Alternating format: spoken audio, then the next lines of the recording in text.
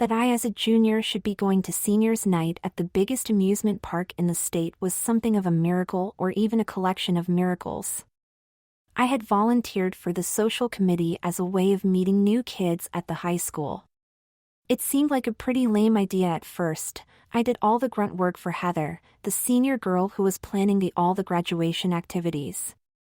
She and the others on the committee treated me pretty much like dirt and loaded all the work on me. They sat around and chatted while I made all the calls, struck all the bargains, and pretty much did everything. The first real miracle came when Heather came down with mono just 2 weeks before the big bash. I was the only one who knew the contacts and the arrangements, so I had to go along as the representative for my school. Enter the second miracle, a couple of angels, you might say.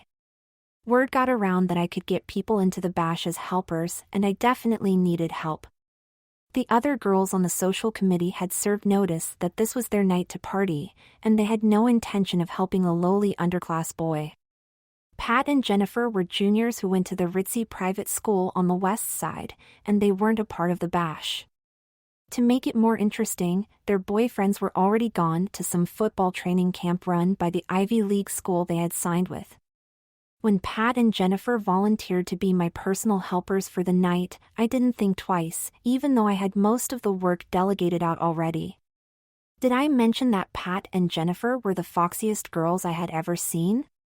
The only real hitch was the car. I had to have the car to get me and the girls to the park and back, and Mom already had plans for the night. We had a custom, Mom and me, of making deals for things like this. Tit for tat sort of. I had to come up with something big for this one, and after a little pondering, I hit on a deal I knew she wouldn't refuse. I'm not sure which of us came up with the final wording, but it went something like this: I would get unlimited use of the car, with gas supplied, for the evening, and Mom would get my unquestioned obedience for 1 month thereafter. Yes, it was a pretty open-ended bargain on her part, but I really needed that car. Being the savvy dealer I was, I did put in one exception clause.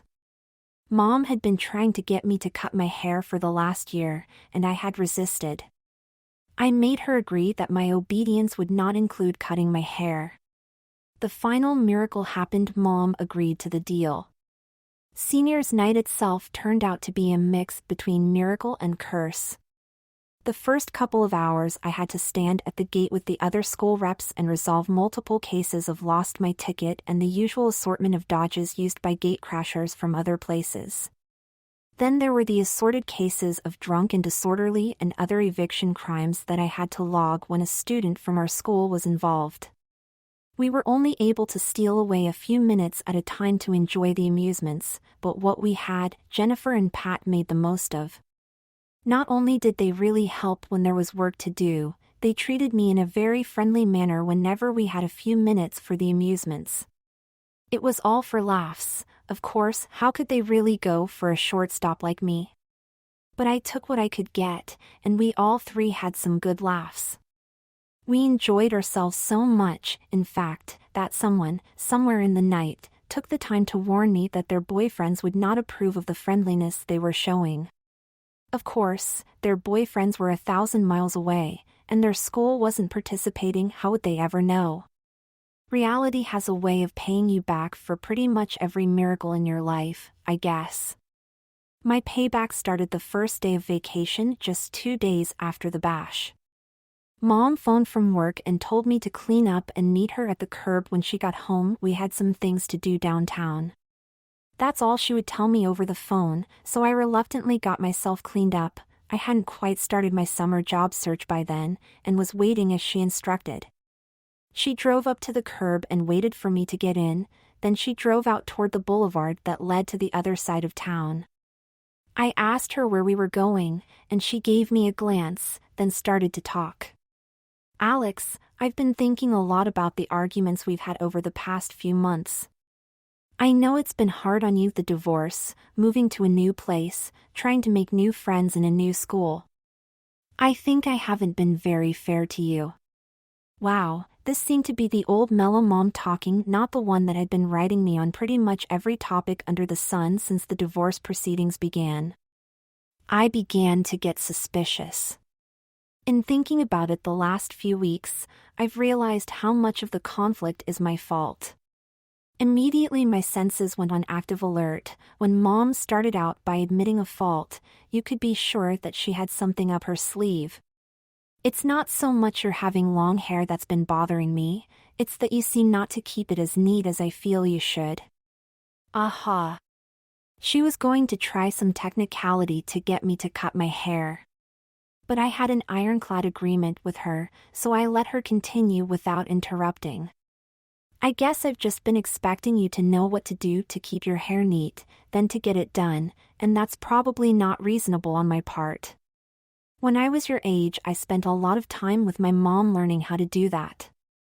She taught me how often to wash it and how to manage it afterward, how to set it and style it and keep it looking nice. We used to spend hours sometimes brushing out each other's hair and thinking up new ways to wear it and manage it. It was fun, a lot better than the arguments and hassles we've had, and I see no reason why we shouldn't have fun with this as well. This was sounding a little too reasonable. But I couldn't see anything to object to so far. Anyway, I'd like to change the way I've been approaching this to take more responsibility to teach you what you need to know and to make it an enjoyable thing for both of us. Do you think that would be okay with you? I had to agree that our conflicts on this had been no fun, and I liked the fact that she had acknowledged that part of it was her fault. It was also true that I really didn't know how to manage my hair very well. As it got longer, it seemed to be greasy all the time. Every time I washed it though, it got real wispy and I couldn't do anything with it. Tangles were beginning to be a major problem too. I had actually wanted to ask Mom for her help, but I was afraid she'd just use that as a reason to hassle me even more. Now here she was offering the help I'd been wanting. How could I say no? Actually, Mom, I've had some real problems with tangles lately, and I was going to ask if you knew how I could avoid them. I just didn't want you to hassle me or try and make me cut my hair, that's all. Sweetheart, I appreciate you sharing those feelings with me. I've decided that, with the changing styles and all, if you really want to wear your hair long, there's really no good reason for me to object, provided that you keep it looking nice. Would you let me help you do that? Sure. I'd like that a lot. Then the only real problem is that, with my job demanding more and more of my time, I may not be able to spend all the time it takes at first. I mean, after a while you'll be able to do most things on your own, but at first I think you'll need more help than I might be able to give you. What can be that hard? Your hair is long, but you seem to spend just a few minutes a day on it. Well, this is a particularly easy style to manage, but I'm not sure you'd like to wear your hair the same way. We both chuckled at this little joke. But even the simple styles take a lot more time than you might think. You may not realize the amount of time I spend at the salon, or the time at night before I go to bed. Make no mistake, you really will have to spend some time on this, especially since your hair is getting longer than mine. Are you willing to spend the time and effort that it takes? I guess I am, but if you're already spending time on yours, will you have the time to help me on mine? I had no idea that I was digging myself deeper and deeper into Mom's trap. Well, as I said before, at first you're probably going to need more help than I can give you. That's why I've made arrangements with Betty to help you get started. That's where we're going now. Betty was one of the first people, one of the few who had befriended us when we moved in. Someone at her new job had referred Mom to Betty's beauty salon when we first moved. Betty had not only done a great job on Mom's hair, she had become a good friend and kind of helped both of us find our way around. Unlike many adults, Betty had gone out of her way to pay some attention to me, and seemed actually interested in my friendship as well as Mom's. Gee, that's really nice of her to be willing to help. I don't think I've ever been to her house before. Betty really is a good friend, but I wouldn't feel right taking advantage of her professional knowledge, or imposing on her hospitality, so I made this sort of a business deal. I made an appointment for you at Betty's salon every Monday night this month. Tonight is your first appointment. Mom, there's no way I'm going into a salon with all those women around. I know you used to take me with you sometimes, but I'm not a little kid anymore. Besides, someone I know might see me. Calm down, sweetheart. I'm not totally insensitive to your feelings, and neither is Betty. Her salon closes early on Monday night, but Betty has agreed to stay late for these appointments just so you wouldn't have to worry about other people being there. Not only that, she's giving us a half-price discount on everything she does and everything we buy. Wow, that really is nice of her. I'm sorry, Mom, I didn't mean to get upset. She had me on the defensive now, and I still had no clue of the trap she laid. You're forgiven, my dear. I do think that I've done everything I could to consider your feelings as well as my own. I want us to have fun with this, so I've tried to keep the rules to an absolute minimum, just two in fact. My suspicions were suddenly aroused again. What do you mean, rules? Well, this is, after all, you're part of the agreement that you'd follow all my wishes for the month after you got the use of the car, right? Well, my wishes are these, that for the next month you keep your hair clean and well-groomed at all times, and up off your collar when I'm around. That's not too much to ask, is it? Mom, your part of the agreement was that you wouldn't make me cut my hair. Wasn't this whole conversation about how I was going to learn to manage my hair long? Absolutely, dear, I said nothing about cutting your hair. Mom, how can I keep my hair off my collar if I don't cut it? You took that phrase right out of the old high school dress code. This has nothing to do with the old dress codes, and long hair is going to be acceptable in the high school this fall again, anyway. I want you to keep it off your collar as a way of learning how to truly manage your hair at that length. Betty can help you learn any number of ways to arrange it so that it's off your collar. Arrange it? You mean put it up like a girl's? Mom, you can't be serious. You're yelling again, sweetheart. I mean put it up like you have all the skills you need to keep long hair neat and attractive. Once you've done that for a month, I'll be sure that you can handle it on your own, no matter what length or style you decide to wear it. And, as I said, I'll help you as much as I can, in addition to what you learn from Betty. Now I saw the clever trap she had laid.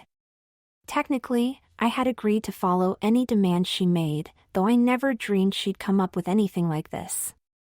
There's no way you're going to get me to wear my hair like a girl's for the next month. I couldn't leave the house. I just won't do it. That's your choice, my dear.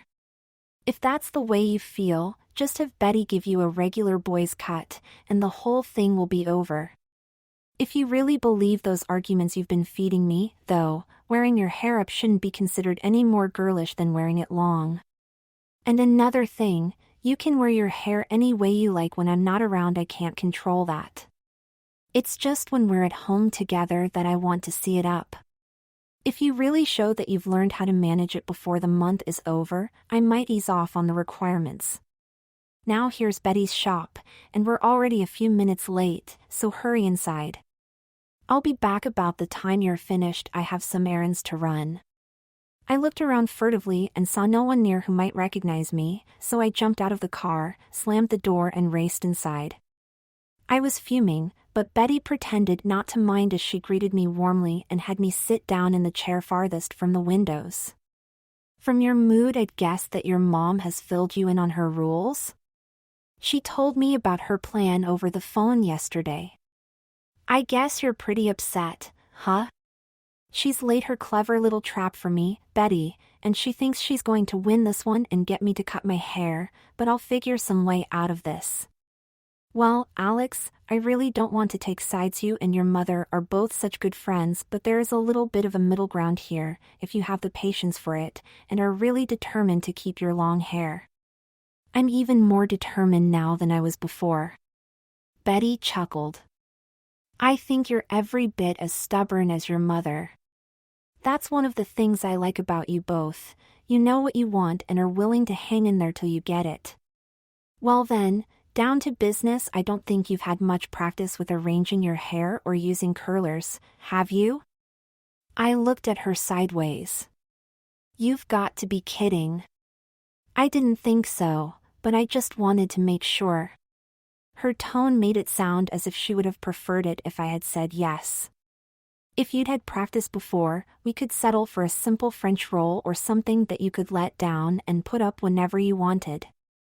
You'll get good enough to do that over the next couple of weeks, but for now I think you'll need a style that will stay pretty much in place for the next few days. Friday morning is my only slack time this week. I won't be able to help you with the next step until then.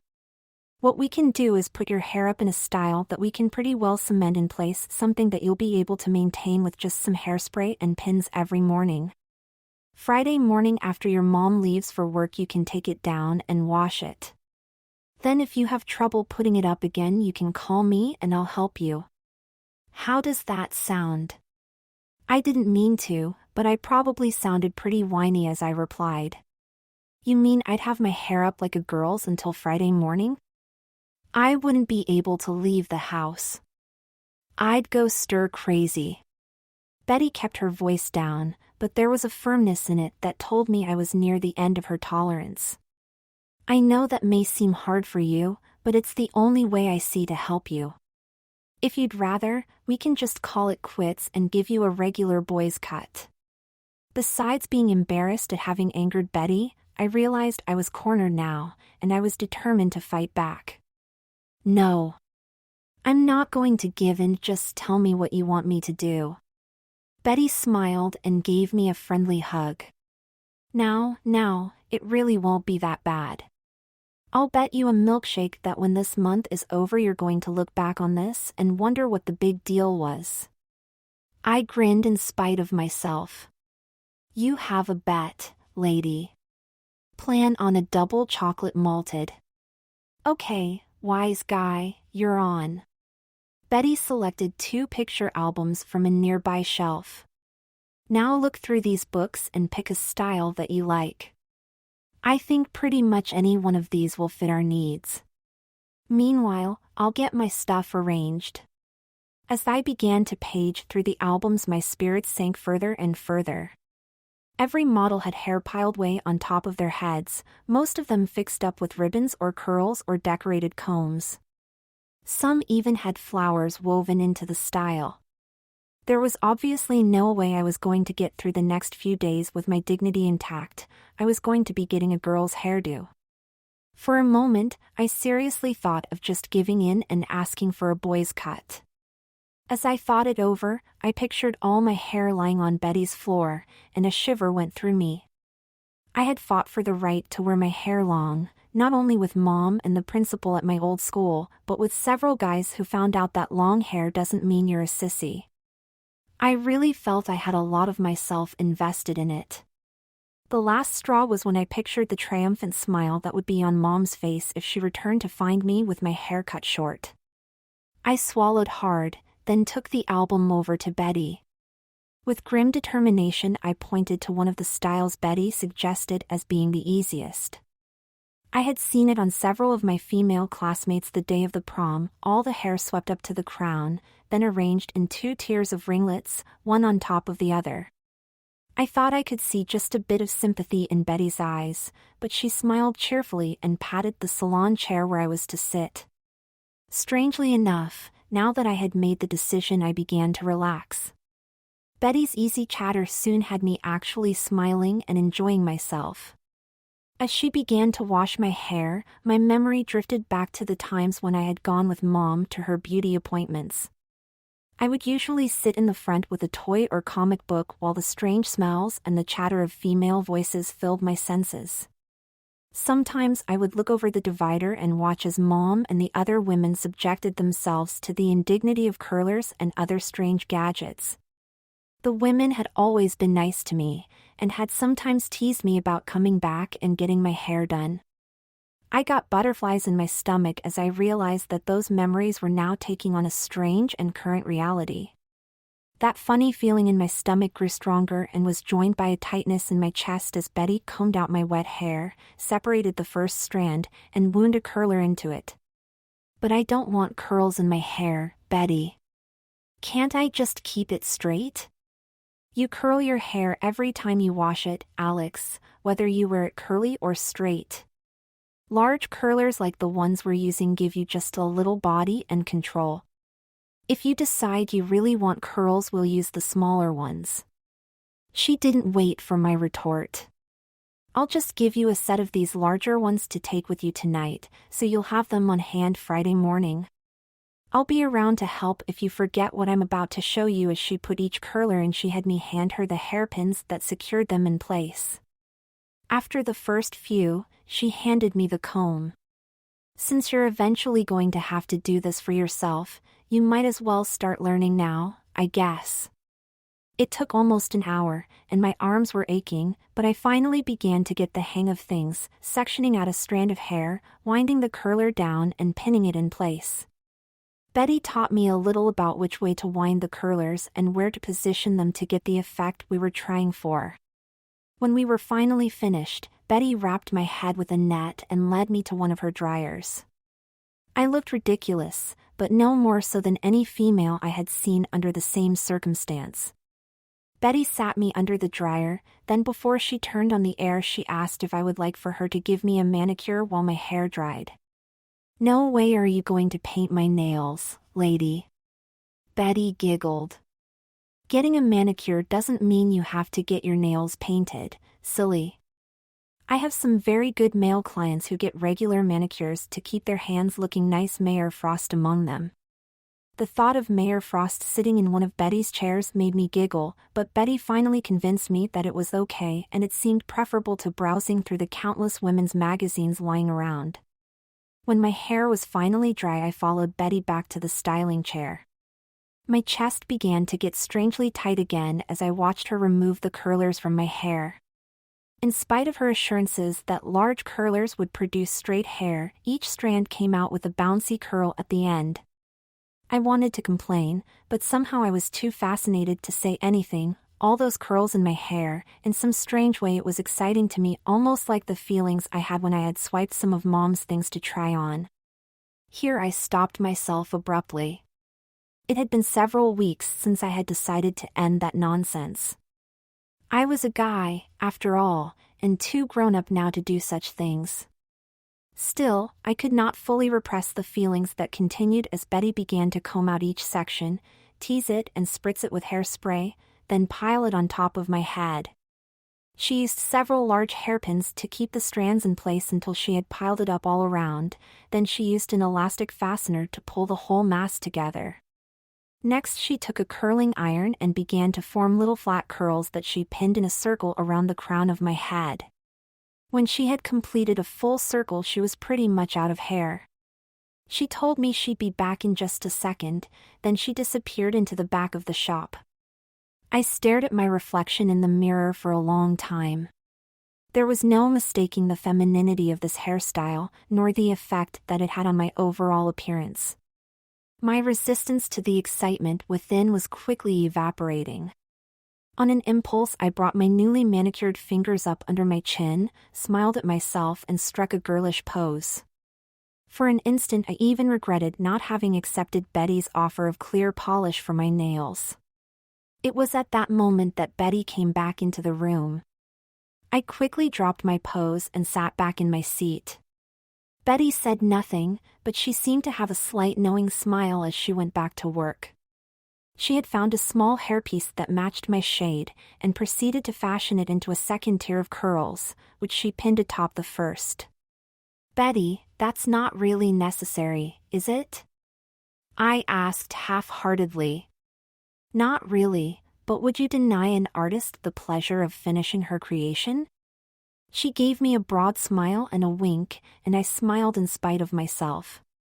Betty really was a good friend, and I surely didn't want to get on her bad side, not now when I really needed her. When Betty was finished with the hairpiece she had me cover my face, then she coated the whole construction with what seemed to be half a can of hairspray. I was just uncovering my face when Mom walked into the shop. "Oh, Betty, his hair is perfect." Immediately my anger returned. On the one hand, I was fascinated to see myself with an honest-to-gosh hairstyle, but on the other hand, I was furious with Mom for having forced me into this predicament. I didn't even respond when Mom greeted me, and I pretended not to pay attention as Betty put several things into a bag and explained what I'd have to do for the next few days. The next few days were really hell. I refused to speak to Mom, number one. She would leave long lists of chores for me to do, including having dinner fixed every night when she came home. I was so determined not to speak to her that I didn't even argue. Of course, it was all part of my agreed month of obedience anyway, so arguing would have been useless. With my hair up, I wasn't about to go outside, not even in my own yard, for fear the neighbors might see me. My hairdo was the cause of all sorts of problems, not just the confinement. It took extra time every evening to spray my hair all over and wrap it in a net so it would survive the night. There was no comfortable way to put my head as I tried to sleep either, so I tossed and turned all night long. I had to get up early every morning, unwrap my hair, pin all the strands that had come loose, spray it, then present myself to Mom at breakfast. She was very cheerful every morning, and very complimentary, but I was having none of it. There were times during the day when I would take time out from my chores and relax. It was usually at these times that old urges would hit me, and I'd spend long moments sitting at Mom's dressing table, staring at myself in the mirror. I was trying to see myself from the outside, wondering what others would think if they saw me like this. For the most part, though, those first days were just chores and silence. Thursday morning after Mom left, I decided that I couldn't stand another day of that sticky, sagging mass on top of my head. I was almost to the point of shaving myself bald just to get a decent night's sleep and to get away from the house for a while. Maybe I could do the curling and brushing out by myself. How hard could it be? I practically tore the pins out of my hair, then took a long hot shower, washing and conditioning my hair as Betty had instructed. After I had relaxing for a while, I got out all the stuff Betty had sold us that first night, laid it out at Mom's dresser, then began to put curlers in my hair. It was a disaster from the start. No sooner had I put a few curlers in, but one would fall out. As I leaned over to pick the curler off the floor, the others would loosen and flop around. After about 15 minutes of this, I was in tears. I phoned Betty at her shop, and fortunately she was there. The day was slower than she had expected, and she offered to come right over. I readily accepted. Betty greeted me cheerily at the door, and immediately I felt my spirits lift. Within a few minutes she had me sectioning off my hair and putting curlers in place like I had done it all my life. Not only that, but she had me laughing and chatting with her to boot. It seemed like no time till my hair was dry and Betty was helping me brush it out. She showed me how to put it up in a simple bun at the back of my head. She had me practice a few times to be sure I could do it myself, then produced a couple of items from her handbag. She called them chignon covers and showed me how to pin them over the bun, explaining that they would hold in all the loose end that might otherwise stick out. I didn't think they were really necessary, but Betty reminded me that Mom was going to awfully picky about such things, and would demand that my hair look perfect whenever she was around.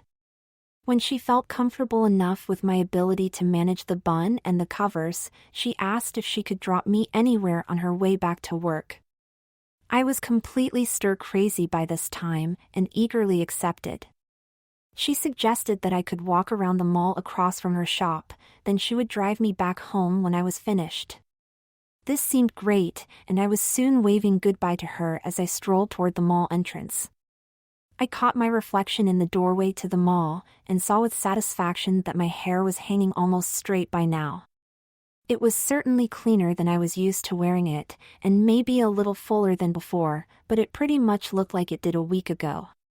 I strolled around a little while, then stopped at a music store and began browsing through the racks of tapes. "May I help you, miss?" The voice was near me, but I paid it no attention at first.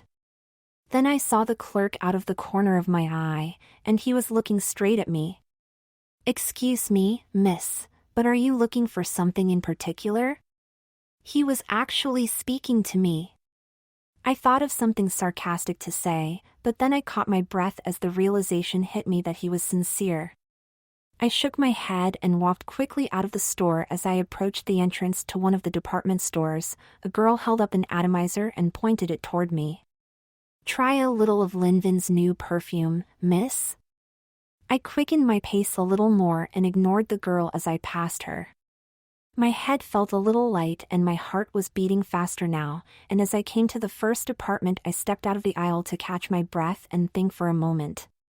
"These are brand new today, aren't they just darling?" I looked up to see that I was in the juniors department, standing among the dress racks. Yes, the sales clerk was talking to me. "You look to be about a 5 or a 7. Do you prefer a particular color?"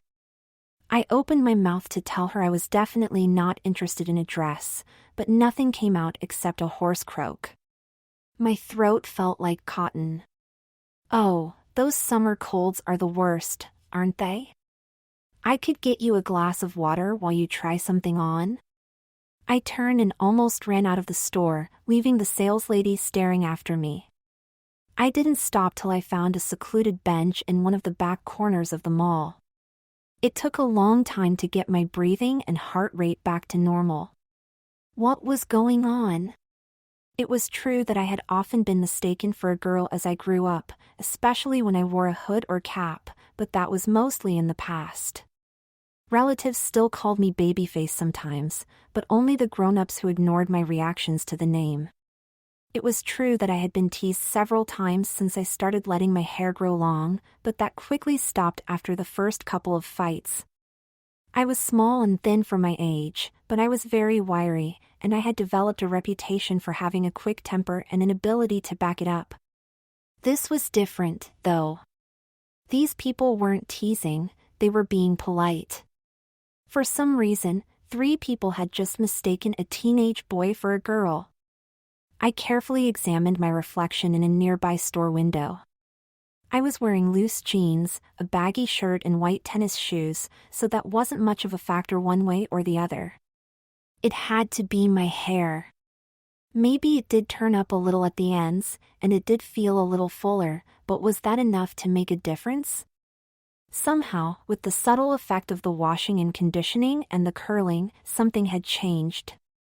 It was like I had crossed over some invisible line that changed the way people saw me. I had to talk to someone about this, and Betty was just across the street. I saw Betty chatting with one of her clients, so I walked quickly past the desk without speaking to the receptionist. "Excuse me, miss, but you can't go in there without Betty. I'm sorry to interrupt you, but I have to talk to you right now." I whispered. Betty excused herself and led me into her office, closing the door behind us. "Alex, you look like you've seen a ghost. What on earth is wrong?" I quickly explained my experiences of the past few minutes. "Well, I guess I can understand your feelings, but I must say I'm not really surprised.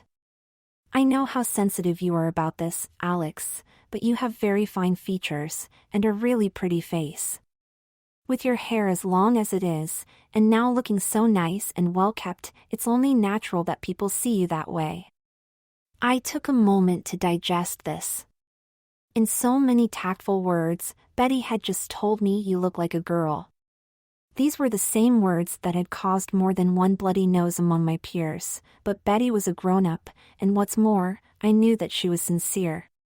"But, Betty, what can I do about it? What do you want to do about it?" I was totally confused by now, and frustrated. Betty seemed to understand, but she wasn't being very helpful.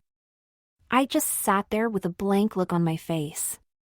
What could I do? I could cut my hair, but that would be surrender out of the question. More than that, I really did like wearing it long. I liked the way it swung back and forth as I walked, and I liked the way it felt when I ran my hands through it, as I was doing now. When all this was over, I could go back to keeping it unwashed and stringy, but that didn't seem like much of an option either. Betty waited and watched me for a few moments, then she smiled. There is one simple solution that I can see. Here I perked up a little and looked at her hopefully. You could just play along with the situation and let people think what they want. We could make it sort of a game or an experiment, see how much you can get away with. It took me a couple of seconds to realize what Betty was talking about. You mean, pretend I really am a girl? Get serious, Betty. Why not, Alex? It might be fun, seeing how many fools you could fool. Yeah, until the first fool figured it out and told everyone else. Then where would I be? Well, there is that risk, I suppose, but I think it's rather slim. Especially since you know so few people around here anyway. I just looked at her skeptically. I tell you what, let's try a little experiment. I'll bet you that I can take you out shopping right now, as my niece or something, and that not one person will guess our secret. Oh, come on, Betty. All I have to do is open my mouth or just stand the wrong way, and anyone will be able to tell. You may not believe me, but there are thousands of girls your age that have a deeper voice than you. Anyway, you can let me do all the talking, if you like. What do you say? Shall we lay another double chocolate malted on the line? At first I couldn't believe that Betty was really serious, but the more I thought about it, the more curious I became. I had always wondered what I would look like as a girl, and now it seemed like I was going to find out. Why not let Betty help?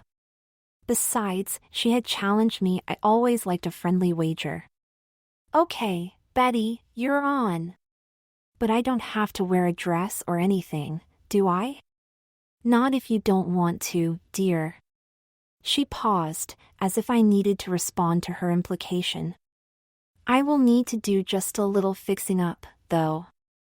Sit over here at my desk and I'll be right back. Betty stepped out of her office for an instant, then came back with a brush and some other things. Now, I'm just going to put your hair up like we had it this morning. She began to brush my hair back, talking as she worked. But we'll brush it back over your ears, to soften the look a little more. When she finished, she opened her purse and then took my chin in her hand. Now look down for a moment, that's it, now look at the ceiling, try not to blink. Very good, now look down again. I felt little strokes at my lashes and over my eyelids, and figured out that she was putting some of her makeup on me. I started to pull back, but she tightened her grip on my chin. Not yet, Alex. Let me finish, then you can see what you think. Now part your lips a little, that's it. A heavy sweet taste filled my mouth as she ran a brush around my lips, then filled in. Now rub your lips together, that's it. Now blot. Now part your lips again. The taste was almost like raspberries, and for some reason it set off a powerful surge within me. My chest got so tight I could hardly breathe, and there were other feelings I didn't even want to think about. Memories of those salon trips and visions of Mom's lingerie drawer began to pass quickly through my mind. It was all I could do to bring myself back to reality. Betty flicked the brush across my cheeks, then smudged at them with her fingertips. There, now you can take a look in the mirror. What do you think? She wheeled the chair around so it was facing the full-length mirror behind her door. When I stood up, I was so dizzy I had to hold onto Betty's arm to keep from falling over. The body in the mirror was definitely mine, but there were subtle differences in the face. The darker eyes, the pink cheeks and lips, it was still my face, I guess, only pretty. Wow. It was all I could say while I tried to make myself breathe normally again. Well, young lady, are you ready to loose that bet? I made a wry face at her, but I couldn't get my legs to move. Betty took my hand, interlacing my fingers with hers, and led me out the door. Come on, this is going to be fun. Grace, I'll be out for an hour or two, but I'll be back before Mrs. Valles comes in for her appointment. The receptionist nodded at Betty, then made a face at me when Betty looked away. I couldn't resist making a face back, and for some reason that gave me a little more courage for what I was about to do. I lost the bet. During those 2 hours we visited almost every ladies' shop and department in the mall, and no one even hinted that I might be a boy. At the first couple of places we just walked through, and Betty talked about the latest fashions and styles, color combinations, and good accessories. I realized later that she was giving me time to adjust to the situation. No one we passed had anything more than a smile for me, though a few people recognized Betty and said hello. I began to believe that I was actually passing as a girl. Betty quietly pointed this out to me several times, reassuring me that this was going to be a breeze and a lot of fun. At the next shop we stopped to browse among the racks of women's clothes. Betty held out several things that she liked and asked my opinion on them. Subtly, she drew me into the swing of things, and soon I was laughing and chatting along with her. Several times Betty complimented me on my taste and my eye for fashion, and I began sharing my opinion on everything from fabrics to jewelry. We went into some shops where Betty was well known, and she introduced me as her niece from out of town. The ladies were all very nice to me, and I began to really enjoy myself. It was intoxicating, looking through the racks of vibrant colors and soft fabrics, admiring the beautiful jewelry, smelling the scent of perfumes and makeup. Betty was careful not to go too far, I think, and never suggested that I try anything on, but she did get me to sample some eyeshadow and a couple of lipsticks at one of the makeup counters. When it was time to leave I realized how tired I was, but I was almost reluctant to have it all end. Betty took me back to her shop and helped me remove the makeup, then she drove me home. I thanked her for a wonderful afternoon, and she gave me a big hug before I got out of the car. Maybe we can do this again next week, and you can buy me that double malted you owe me. I laughingly acknowledged that I had lost the bet, and readily agreed to another shopping date. I had a hard time throwing dinner together before Mom got home, but the good mood I was in survived even that. Strangely, Mom didn't comment on the chores I hadn't done, and she even complimented me on the meal. In a conversational tone she asked me what I had done that day, and I told her that I had gone browsing with Betty in the mall. I held my breath, trying to think of what Mom might ask, and how I would respond. Thankfully, she just commented on how nice Betty was to be so helpful, then she began talking about how busy she was going to be in the next few days. It was the first normal conversation we'd had in days. That, and a good night's sleep, became a turning point for me. I actually found myself humming a little tune the next morning as I brushed my hair back above my ears and fastened it into a chignon. Over breakfast I apologized to Mom for being so surly, and she apologized to me for being so hard-nosed about our deal. She didn't offer to change any of her rules, of course, but she did ease up on the list of chores. We shared a real hug and a kiss, our first in ages, before she had to rush off. After she left I went into her room and sat at her dresser to take my hair down. As I was brushing it out I glanced down and saw a tube of her lipstick. A powerful urge seemed to sweep over me, and I opened the tube and looked into the mirror. I parted my lips as I had the day before, and spread the pomade over my upper lip. As I rubbed my lips together that strong, sweet taste, a little different than before, flooded my senses. I dashed a little on my cheeks, then smudged them just as Betty had done. Looking down again, I found one of Mom's eyeshadows and wiped the pad across each eyelid in turn. Next I decided to be really brave, and I opened Mom's mascara. I poked my eye twice and had to clean up several smears, but I kept at it until both lashes were coated black. Betty had used brown on me the day before, but I couldn't be picky. Satisfied with my makeup job, I swept my hair back and held it up to the crown, making a kissing face at the mirror. Then I smiled at myself as I realized that I could really do this. I brushed my hair back over my ears, wrapped it in an elastic, then twisted it and replaced the chignon cover I had removed only minutes before. Betty's niece was back almost. A thought flashed through my mind: what if Betty had suggested I try something on yesterday? Would I have done it? Would she suggest it next week when we went shopping again? Would I be brave enough to say yes? How could I wait until then? Now I was almost like a robot. I didn't let myself think about past promises as I began opening Mom's drawers and searching through her lingerie. I found one of her half-slips and rubbed it against my face as I had done so many times before.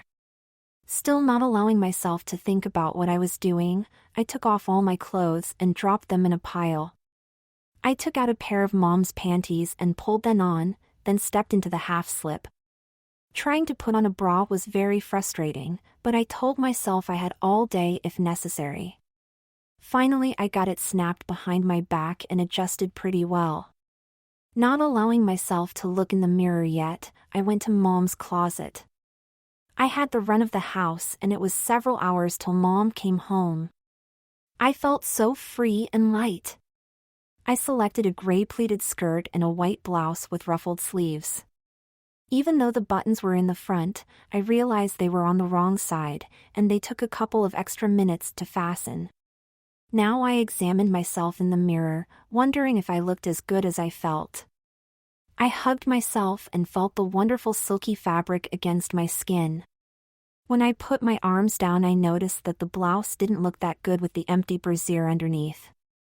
I went to Mom's lingerie drawer again and found several pairs of stockings to stuff into the bra cups. I butt-toned my blouse, then held up one of the pairs of pantyhose. As I stood there wondering if I dared risk it, the doorbell rang. I froze in my tracks.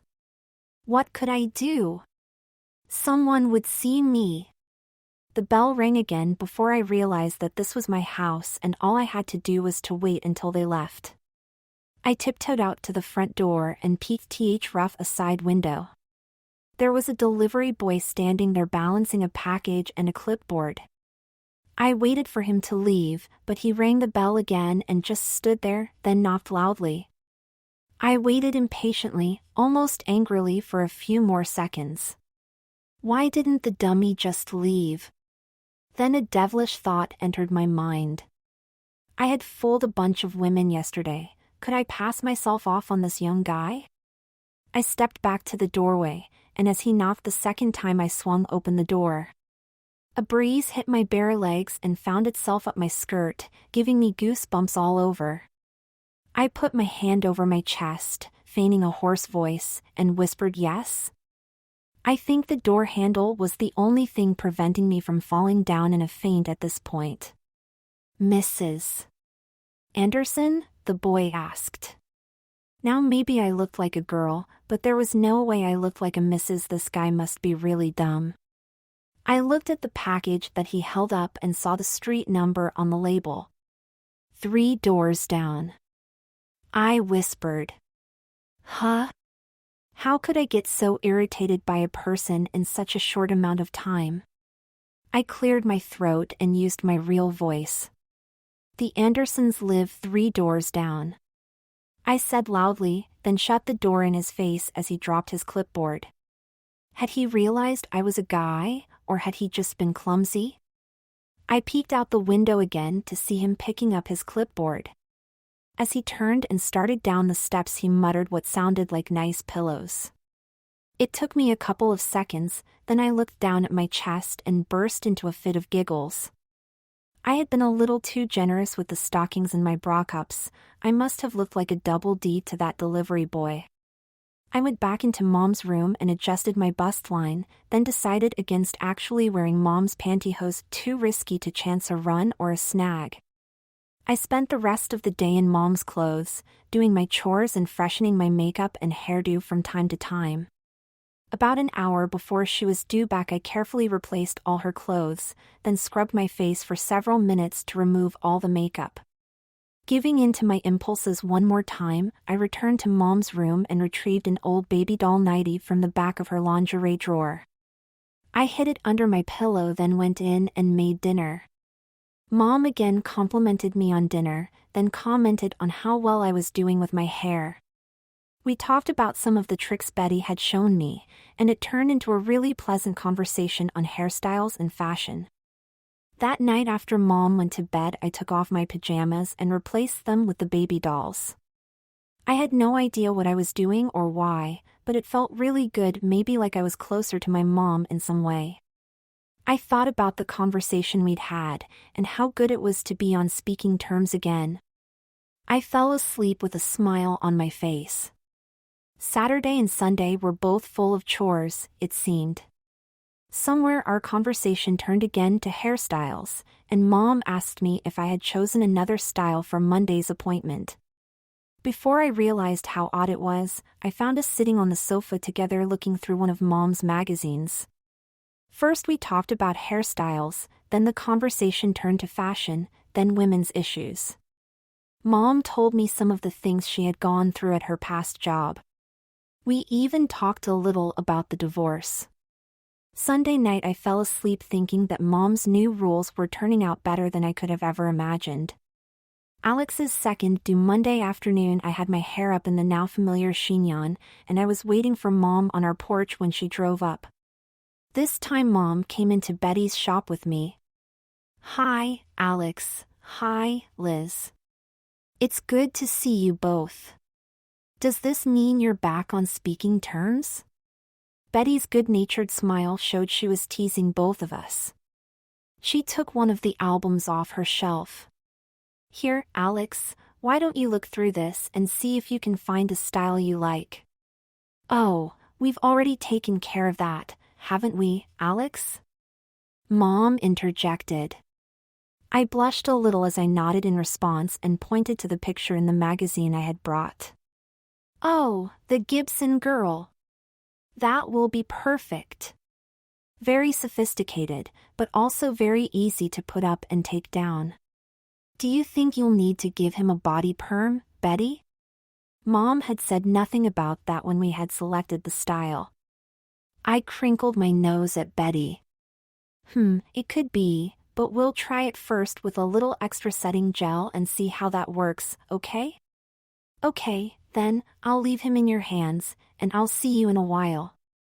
As Mom walked out the door, I settled into the shampoo chair and Betty began her routine. Again, she had me do most of the curlers, and by this time I was pretty good at it.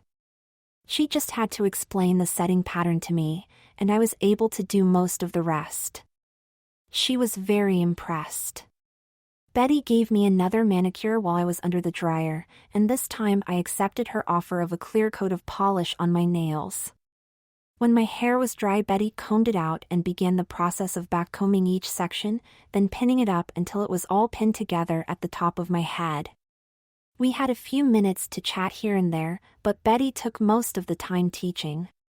She demonstrated how to get just the right fullness around the sides and form a smooth bun of the remaining hair. As I was admiring our handiwork in the mirror, Betty took a little hook and began pulling out strands of hair at my temples and the nape of my neck. "Betty, we really don't have to go that far, do we?" I asked half-heartedly. "I'm not planning to show this off anywhere, you know." I realized that she was doing those wispy little curled tendrils that were a part of the hairdo in the magazine photo. "Oh, I'm just trying to give you and your mom your money's worth, Alex. It's these little finishing touches that set off a professional hairdo from a homemade job." She smiled and winked at me in the mirror. "Besides, I thought maybe you'd want to do a little showing off when we go shopping together this week." Her reference to our upcoming shopping trip caused my stomach to do a flip-flop. Last week had been so much fun just browsing through the women's departments, but how far would she expect me to go this time? The thoughts of what we might be doing caused me to fall silent for the few moments it took Betty to finish curling the tendrils. The result was very professional looking indeed, and we took several minutes to admire the finished product in the mirror. A little voice in the back of my mind told me I shouldn't be getting this much enjoyment out of making my hair look so feminine, but I couldn't help myself. Next, Betty had me practice twice taking the whole thing down, brushing it out, then backcombing the sections and reconstructing the style from the beginning. She was very complimentary of my abilities, and the second time she was satisfied enough to call it quits. Mom walked in just as I was putting the final gust of spray on my hair. Betty insisted that I do the tendrils again. While Mom and she watched, I used the small hook to pull out 2 strands at each temple, then curled them with my little finger and spritzed them with hairspray. I repeated the process at the nape of my neck as well. I was embarrassed for Mom to see me adding such a feminine touch to my hairdo, and to make it worse, she noticed the clear polish on my fingers. "I see you did his nails too. Betty, you do such a professional job, and it really does make his hands look nice. I'll have to come in and let you do mine sometime soon." As she talked, she was looking around at all the changes in Betty's salon. "My, you really have expanded, haven't you? What is that table next to your manicure station?" "Oh, that's my cosmetology setup. I was telling Alex that I've just finished my last class in cosmetology. All I have to do for certification is 10 hours of practical work. I'm going to offer 10 of my customers a free makeover with any cosmetics purchase. That should do the trick, and it will start to bring in a lot of extra revenue. I could really use some help on updating my look. Maybe I'll come back when you have some time and try to be one of the lucky 10. Actually, I have some time right now, if you'd like. And for my 2 favorite people, I'll not only do your makeovers free, I'll give you 2 for the price of 1 on all your makeup." "Betty, that's so sweet of you. What do you think, Alex? We don't have anything else planned for tonight, do we?" She asked it casually as she patted an imaginary hair into place above my ear. I had been so absorbed looking at my new hairdo in the mirror that I hadn't actually been listening. Was she actually suggesting that I get my makeup done along with hers? I glanced at Betty and she was looking right at me with a knowing smile. After our adventure the previous week, I couldn't very well pretend that I wasn't interested in wearing makeup. On top of that, it was actually Mom who was suggesting it, but did she really mean that she wanted me to get a real makeover? I swallowed real hard and tried to be non-committal. I can't think of anything we had planned." Both women broke into big smiles. Mom grabbed my hand and gave it a squeeze as Betty led us to her makeup table. Over my half-hearted protest, they decided that I should go first. Betty put one of her pink smocks around my neck and pinned the tendrils of hair away from my face. "We start with the eyebrows first. They help frame the face and define everything else we do. Liz, to move a little faster, we'll each do a side. You take these tweezers and follow what I do over here on the left." I was certainly not expecting to get my eyebrows plucked, but I figured they'd only be doing a few stray hairs. Betty started out that way, by doing a little, then Mom would follow. I began to get concerned, though, because they kept at it. When it seemed as if they were finally through, Betty would tweeze just a little more to get it even. Then Mom would have to do a little on the other side. When they finally finished and sat back to take a look, I gasped. Where my rather full eyebrows used to be, there were now 2 very thin arched lines high above my eyes. It seemed to have changed my face completely, and I was hit with the exciting and terrible realization that I had very clearly crossed a line. Without even a touch of makeup, I now had a girl's face. I was suddenly sure that, until my eyebrows grew back, I didn't have to worry about passing as a girl. I probably couldn't pass as a boy. I probably should have gotten angry, or at least protested a little, but I was too stunned. Besides, it was already done, and a part of me was really excited by what I was seeing in the mirror. Mom and Betty seemed not to notice my surprise and didn't even ask me what I thought. Betty stroked a pencil across what was left of my eyebrows. Now we'd be very conservative on the makeup for daytime, especially for Alex, but let's do a full nighttime makeover for each of you, then you'll see the full effect of the colors we chose. Without waiting for a response from either of us, Betty selected a dark shade of brown to line both my upper and lower lids, extending the line out past the corners in kind of a delta. They began selecting the colors for my eyeshadow, and they drew me into the conversation as if it were the most natural thing in the world. I tried to go along with the mood and I expressed some preferences, but every time the mirror caught my eye, my chest would draw a little tighter. With every stroke of those makeup brushes, I was becoming a different person, a different and very pretty person. They did my eyelids in 3 colors of shadow, then applied a cream blush to my cheeks and a red pencil and brush to my lips. By the time they had finished with my lipstick, I could hardly breathe. They leaned back to give me a full view of the mirror and asked me what I thought. In truth, what I saw in the mirror was beautiful, but how could that delightfully pretty feminine face belong to me? I hesitated for a moment and put my hand to my face, just to be sure it really was me. I finally picked what I thought was a comment that covered my real thoughts. Maybe just a shade lighter lipstick, don't you think? Betty agreed with this observation, so I wiped off my lips with a tissue, and Betty lined and brushed my lips a second time. Betty pulled the hairpins from the tendrils and adjusted them over my forehead, then the 2 ladies spent several minutes turning me back and forth, admiring their handiwork and paying me all sorts of compliments on my appearance. I was too fascinated with my own image to know how to respond, so to draw the focus away from me I guided Mom to the makeup stool. Your turn now, Mom, and I get to help Betty this time. That seemed to be all it took, and we were soon gaily conspiring over color selections for Mom's eyes and lips. It surprised me that they took some of my suggestions on colors and shades, and it seemed to make a difference. When we were finished, Mom looked 10 years younger.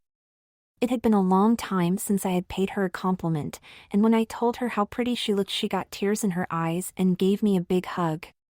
"So do you, sweetheart," she whispered sincerely. I suppose I should have been appalled, or at least offended, but somehow I was pleased instead. My appearance seemed to be affecting all my reactions. Betty put all our samples in 2 little zippered cosmetics bags, then rang up the extra lipsticks and shadows Mom had purchased. I couldn't help noticing that at least some of those colors were my shades and not hers. What did that mean, exactly? Or did she like them so much that she was just planning to try them out on herself? We both thanked Betty and went out to the car. In the darkness of the late evening, it never occurred to me to be concerned about my appearance until Mom suggested that we stop at a drive-in for dinner. "Mom, I can't go anywhere looking like this. What would people say? What if I saw someone I knew?" As I said this, I remembered my outing with Betty just a few days before. That feeling of excitement was back, but I had done that with Betty, not with my own mom. "My dear, at a drive-in people will only see your face and the top of your shirt. The way you look right now, the only notice you will attract will be as a very pretty young lady. And as for meeting any of the snobs at that school, I'd be surprised if they would notice anyone but themselves. Really, though, sweetheart, if you get to feeling the least bit uncomfortable, we'll leave right away, I promise." That assurance made me feel more comfortable and let the excitement take over. What did I have to lose? "What can I get you ladies tonight?" The cheery greeting sent a feeling of relief and a little thrill through me.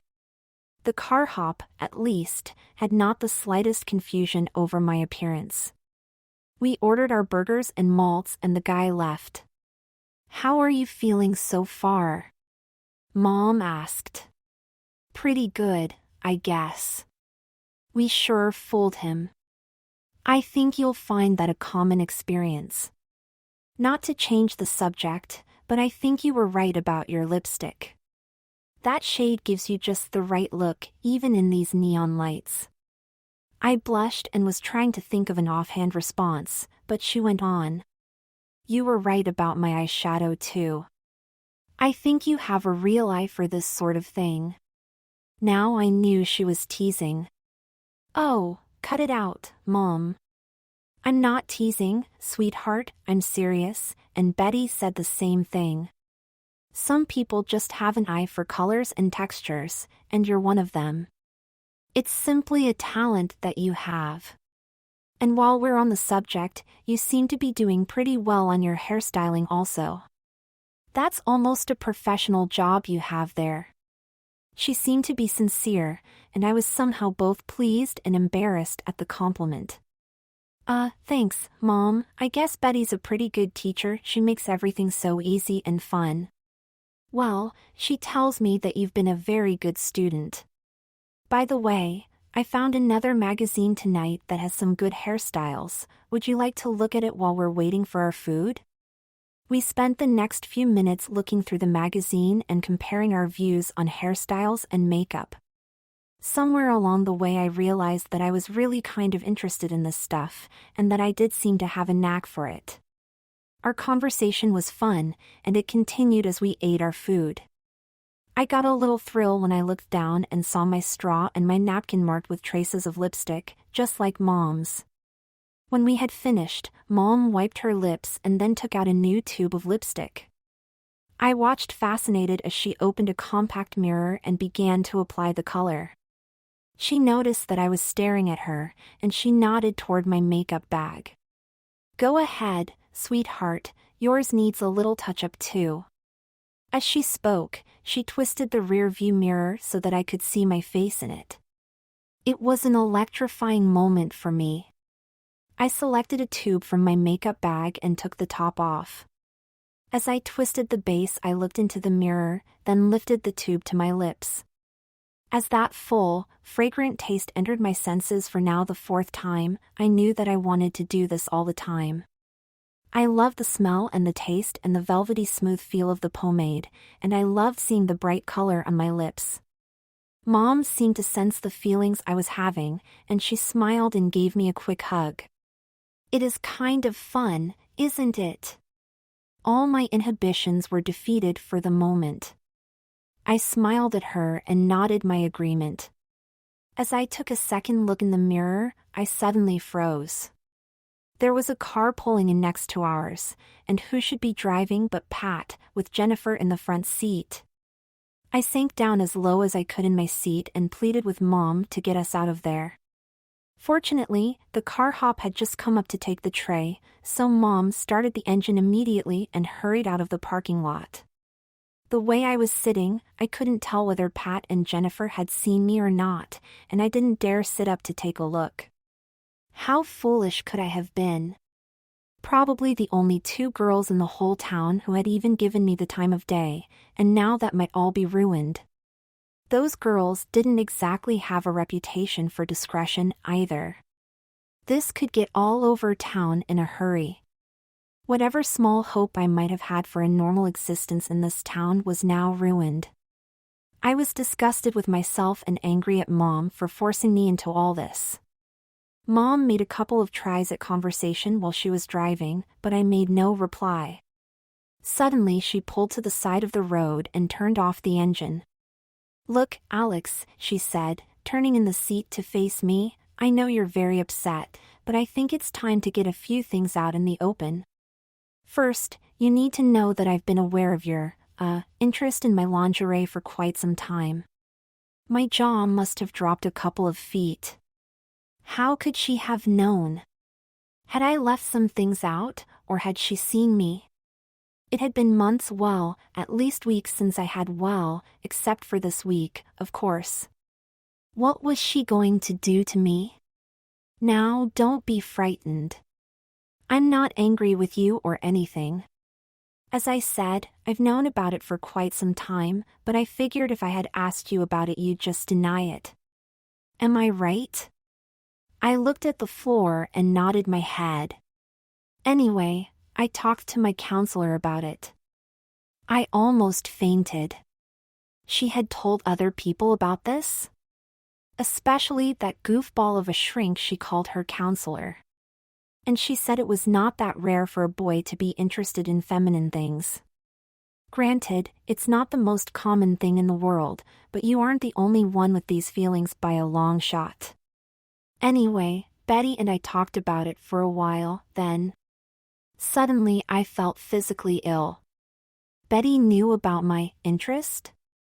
But then, she seemed to. The light suddenly dawned.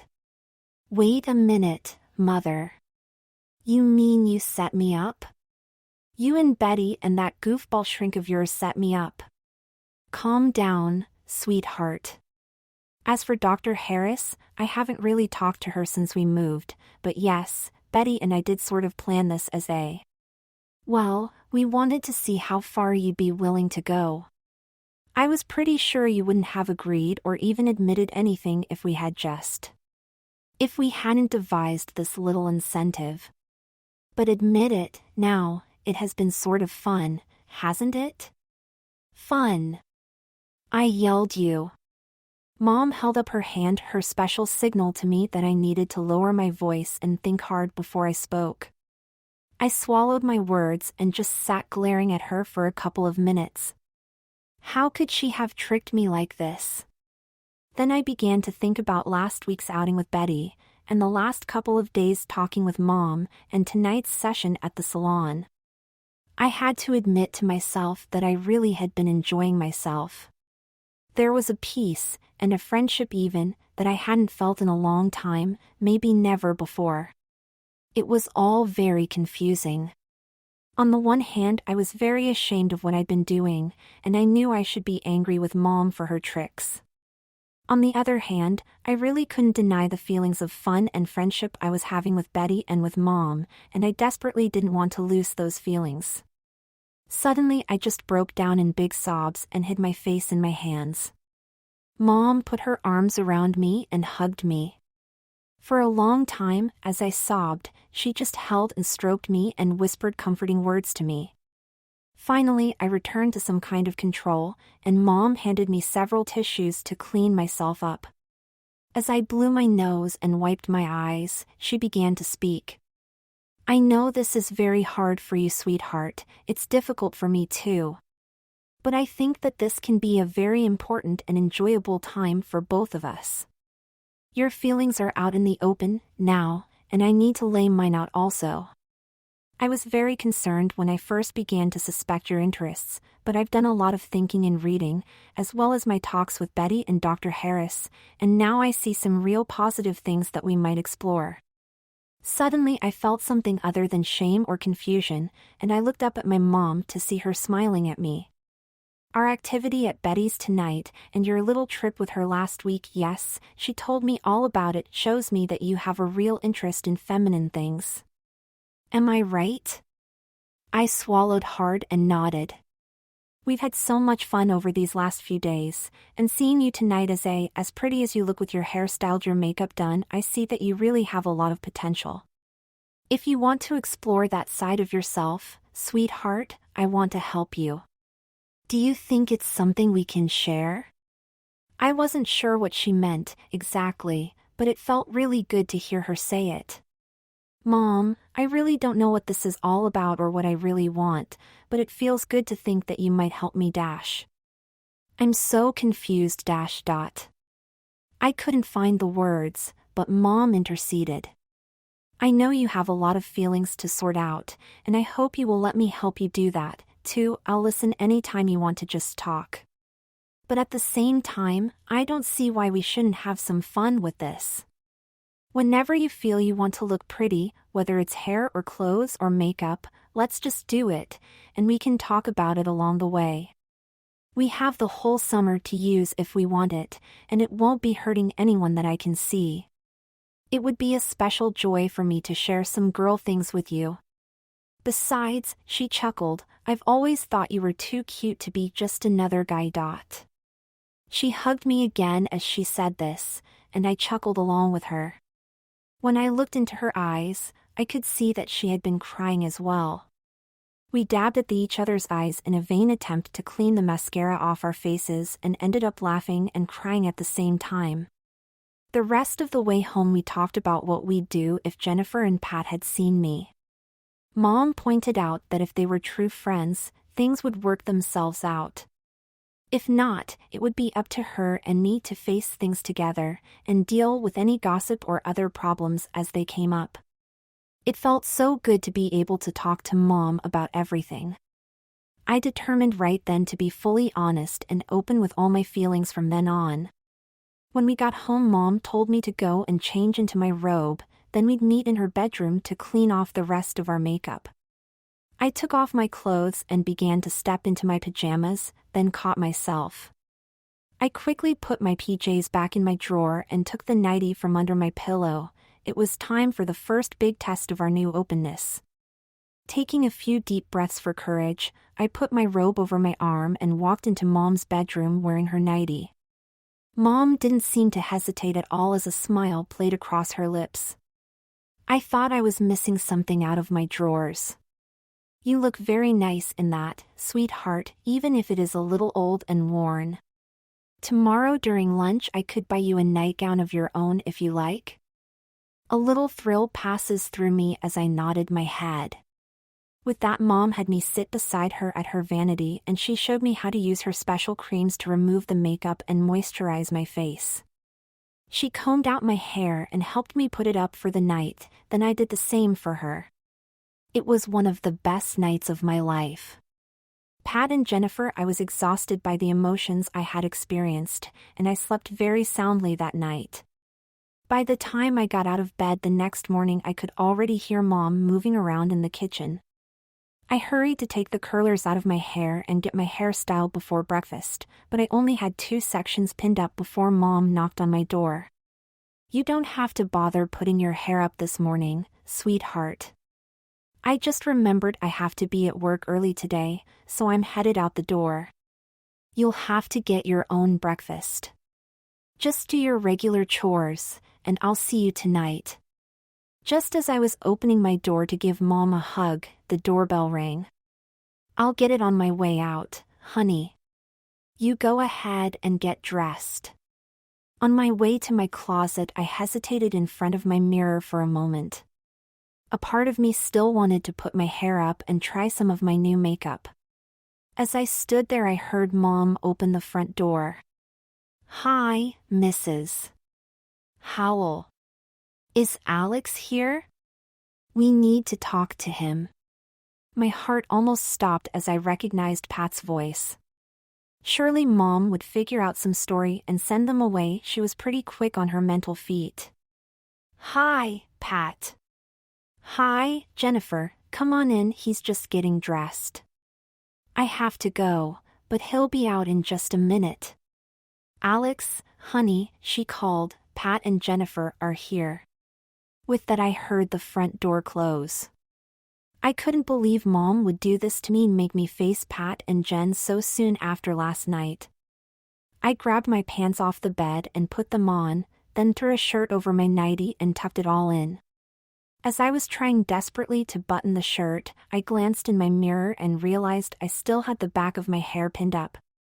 Meanwhile, the girls weren't content to wait for me in the living room. They pushed open my door just as I pulled the last pin out of my hair. "Hey, Alex, we can't wait all day for you. We have a real situation we need to tell you about." As Pat caught sight of me, she stopped speaking and just looked me up and down. Jennifer pushed past her and came over to where I was standing by the mirror. "I told you that was Alex last night," she exclaimed. "Look, he still has traces of mascara on his lashes, and look at his eyebrows." She was almost shouting. I collapsed onto the bed and hid my face in my hands.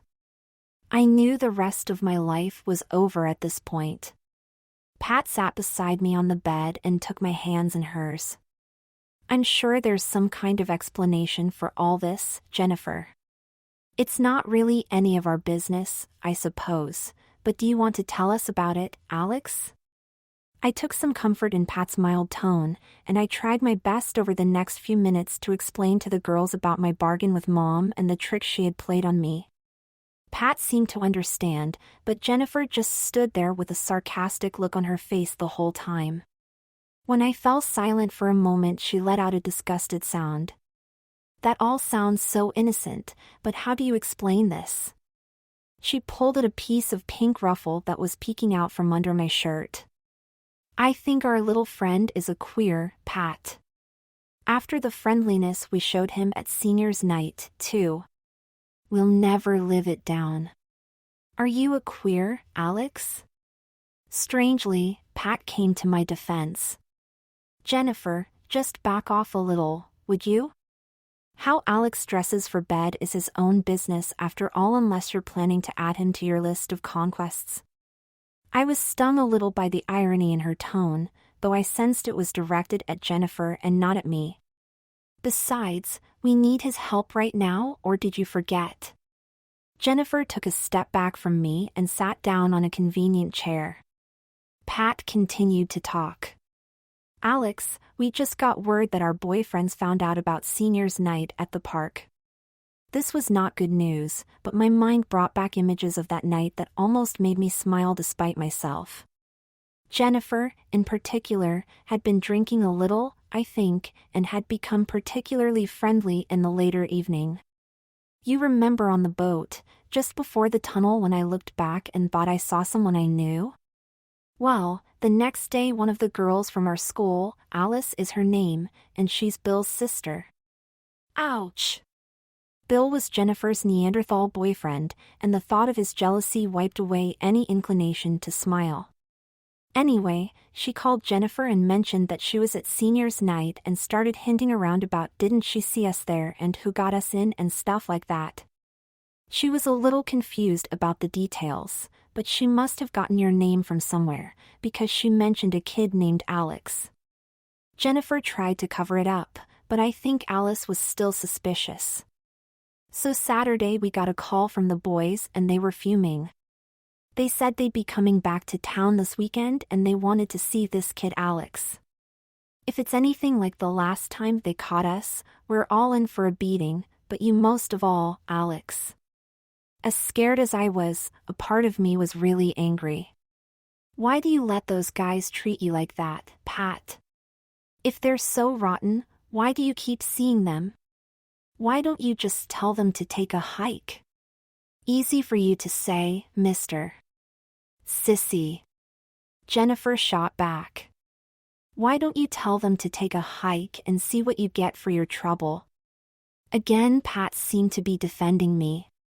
Jennifer, back off. But she's right, Alex. We've tried to get rid of them before.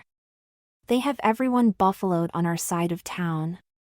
They're these great sports gods to all the adults, with perfect manners and Ivy League recruiters beating down their doors, even pro recruiters. Meanwhile, they threaten us and they beat any guy that even looks twice at us. We hate them, but we don't know what to do. They left school early for their college training camps, and we haven't had a date since. They put the word out that we were still their girls, and that's all it took. Then we heard about seniors night, and we heard you were this brain and this wheeler dealer, and we just thought it would be fun. Well, I know it was really our fault that we got you into this, but well, we were hoping you'd come up with some ideas. She seemed on the verge of tears, and it was probably genuine, but I could see how they had manipulated me, were still using me, in fact. I began to see that they had pretty much set me up for a fall. They had used me to get into seniors night, not really caring what might happen later to them or to me. Of course, I knew at the time that they were going with me only because they couldn't get in any other way. They had offered to help, and I had needed help, so all in all it was really not much more than a simple business relationship. On the other hand, both of them had been very friendly the whole night, and we'd had a lot of laughs. There had even been some cuddling and kissing involved, though it had been done amid laughter and teasing. At any rate, by the end of the evening I had thought we had a pretty good friendship going. The girls had even tried to phone me a couple of times over the last week, but I was going through the hair thing with Mom and had ignored the messages they left. I guess now it was time to pay the piper for the good times. It took me a couple of minutes to work all this through in my mind, and it was pretty quiet in the room. Pat was just sitting there with a frown on her face, while Jennifer paced back and forth in front of us. The more I thought about the boys, the warmer the room seemed to get. Suddenly Pat spoke up. Would the two of you quit it? I'm trying to think and you're both driving me crazy. Jennifer stopped pacing and glanced at me. I had been running my hands through my hair and pulling my hair back and up off my neck, then letting it fall. When Pat spoke, I sort of froze with my hands behind my head. Pat's eyes narrowed and her frown began to change into a thin smile. Jennifer and I just looked at her for a couple of minutes. Without saying a word, Pat jumped up and walked into the living room with us following behind her. It was obvious she'd had some kind of bright idea, but she seemed so focused that she couldn't even hear our questions.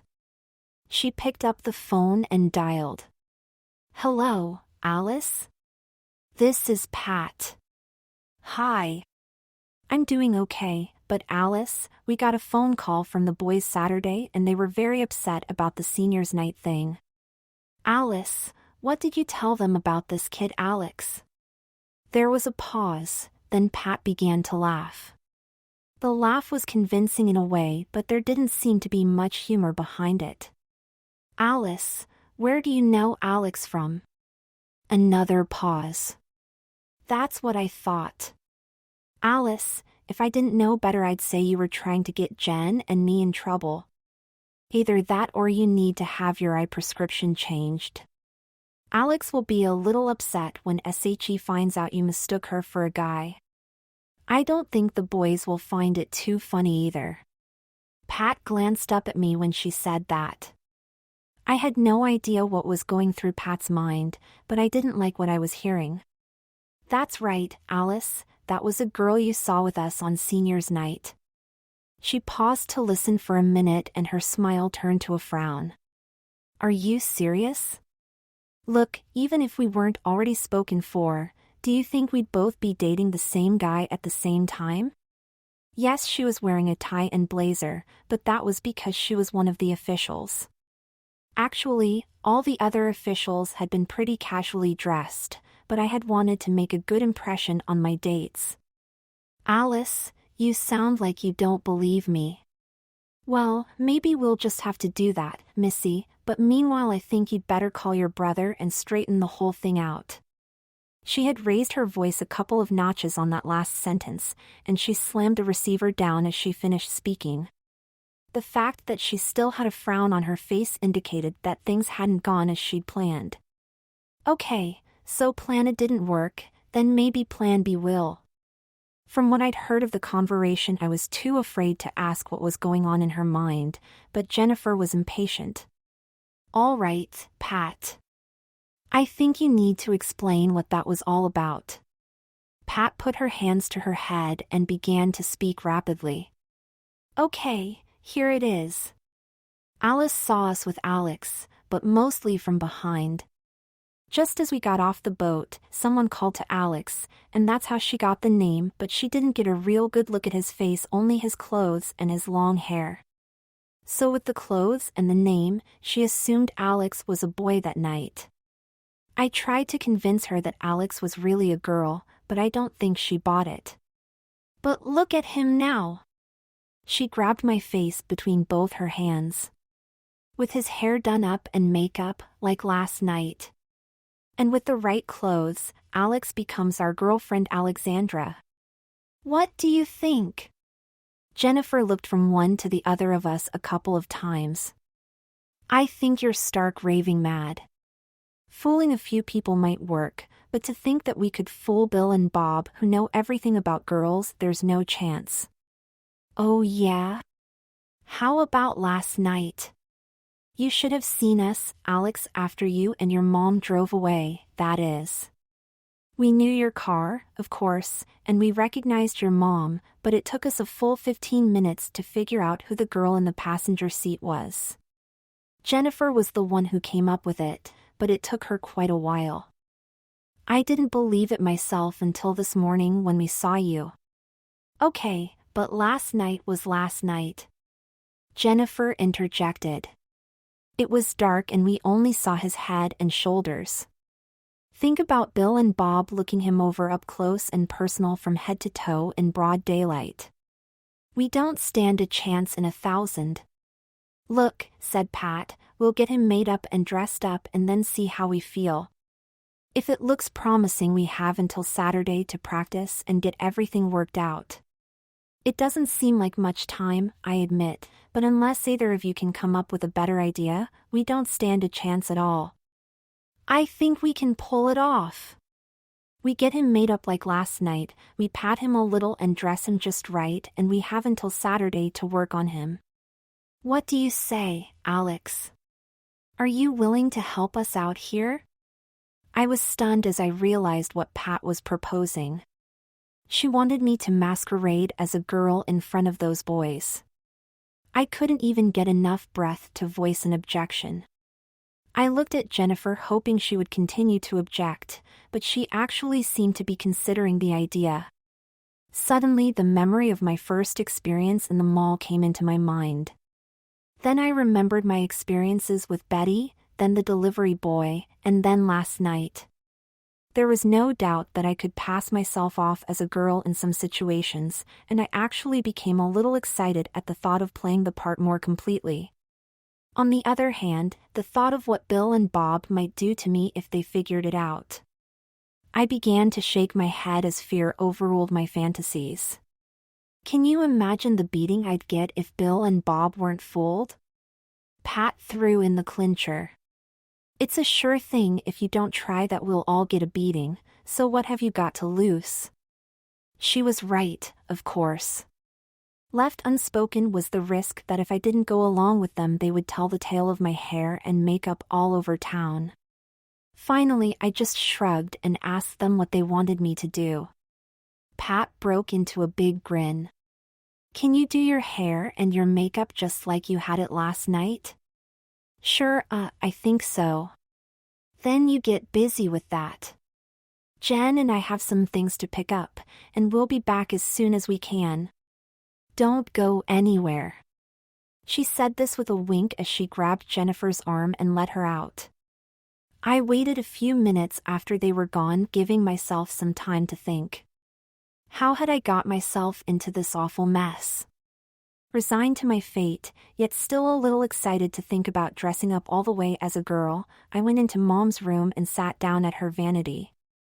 I took extra time and care with my hair and my makeup. Part of me was scared and ashamed of having to show myself to the girls this way, but part of me was excited too. It seemed like such an adventure. I had almost an hour to sit and stew even after my hair and makeup were done. I tried to do some chores, but my nervous stomach made me spend most of the time in the bathroom. Suddenly, with a perfunctory knock at the door, Pat and Jen barged in carrying several bags. I wasn't sure what to think at first, because when they saw me they just stopped and stared. It was Jen who finally spoke first. You know, we may have more of a chance here than I thought. Alex, you make a beautiful girl. When she said that, my ears began to roar and I blushed beet red all over my body. And your hair, do you think you can help me put mine up like that? Well, yes, yours is a little longer than mine. We might need to set it first to give it some body. As I lifted a lock of Jennifer's hair, I caught sight of Pat's sly smile, and I realized that I had suddenly slipped into a completely different frame of mind, a different role. Pat realized it too, obviously, but she wasn't in the mood for teasing just then. Come on, Jennifer. We can worry about your hair after we get our little girlfriend here all taken care of.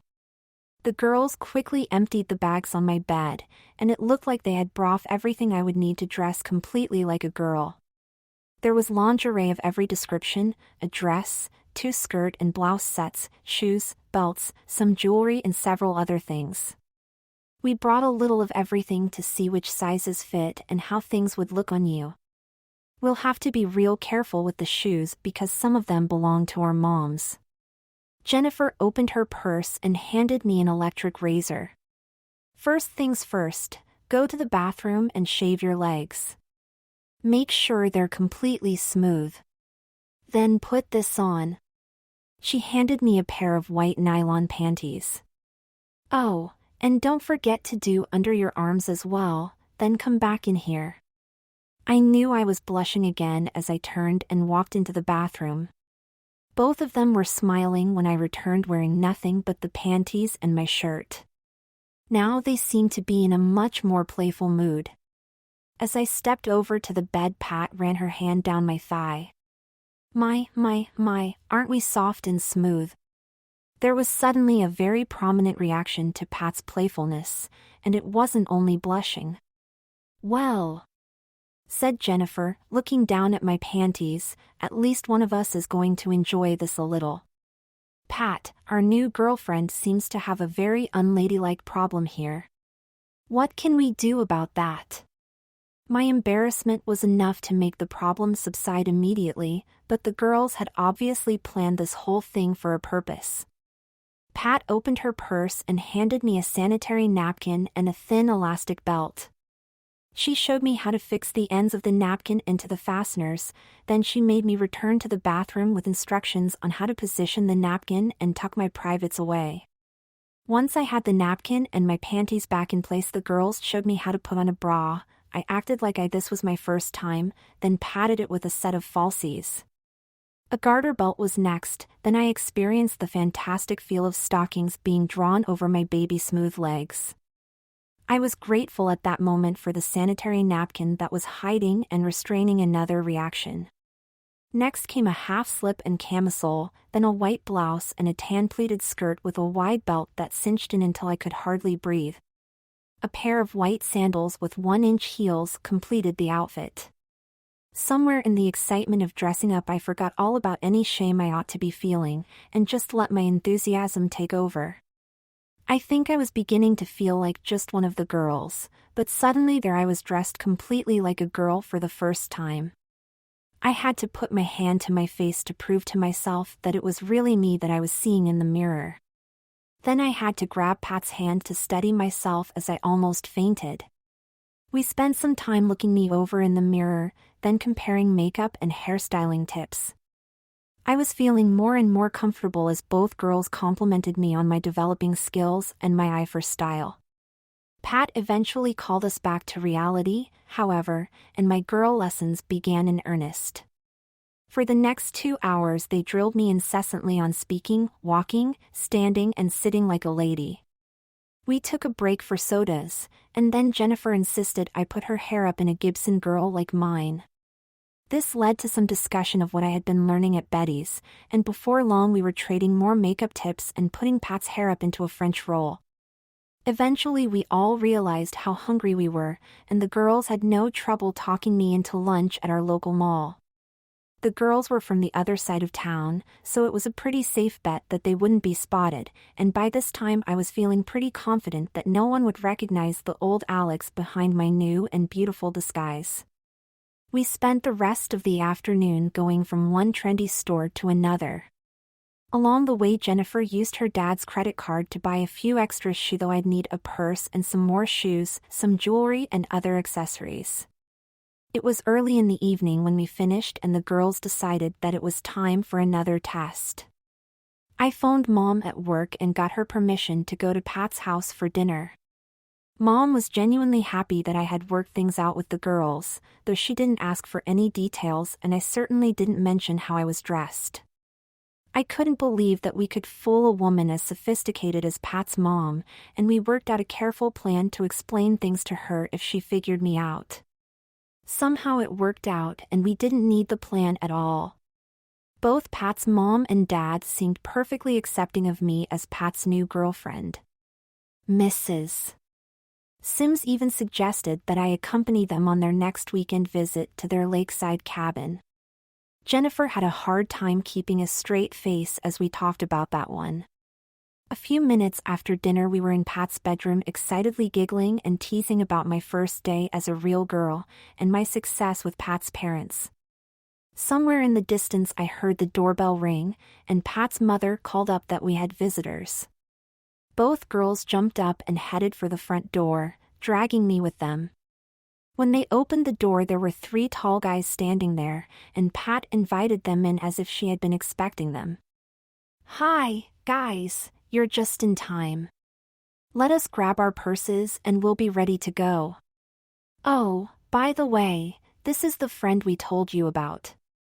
Ali, meet Paul, David and Jim. They all said hello in unison, and I blushed and only managed a feeble hi. My knees were so weak I barely made it back to the bedroom. Pat, Jennifer, what are you doing to me? You never said anything about this. What's going on here? Oh, calm down, Alex. We're just going out for burgers and a movie. We'll be home long before your curfew. A movie? We're going out? You can't be serious. Stifle it, Alex. Jennifer said rudely. You have very little time before you meet Bill and Bob, and you have to be 100% believable to pull anything over on them. Tonight we'll give you some experience in acting like a girl around guys. You can watch us and follow our lead. Besides, we have to know how you're going to hold up under pressure. Now get your purse and let's go. I just stood there with my mouth open and my knees knocking together. Jennifer grabbed me by the arm and began pulling me out the door. Before I knew it, I was getting into the back seat of David's car. Jennifer was in the front seat next to David, and Pat had maneuvered so that I was in the middle with her and Jim on the right, and Paul on my left. It was obvious that I was to be Paul's date for the night. We went to the same burger place where Pat and Jennifer had spotted me the previous night. Just last night. So much had happened since that it seemed like a year. The girls started right in talking, and they kept the conversation fast and light through the meal and on our way to the movie. They pulled me in from time to time, and after I got the hang of boy-girl talking from the other side, I began to chime in on my own. I thought Paul was a little more intelligent than the other two, and he made me laugh more than once with his dry wit. As we got nearer to our destination, I began to realize that we were headed for the drive-in movie at the end of town. As we went through the gate and found a parking place near the back row of the drive-in, I began to panic.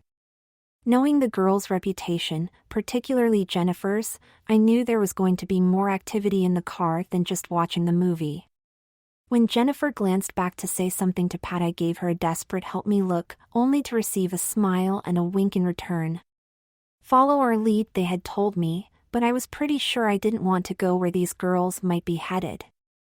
As the lights dimmed and the advertisements began to appear on the screen, I saw Jennifer scoot closer to David in the front seat.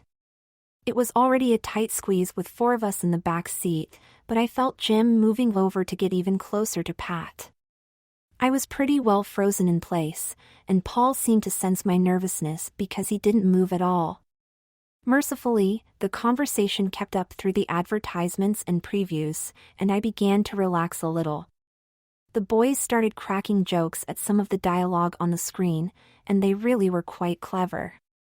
The mood was still light and fun, but as the main feature began, all 3 boys shifted their arms up over the back of the seat, as if to get more comfortable.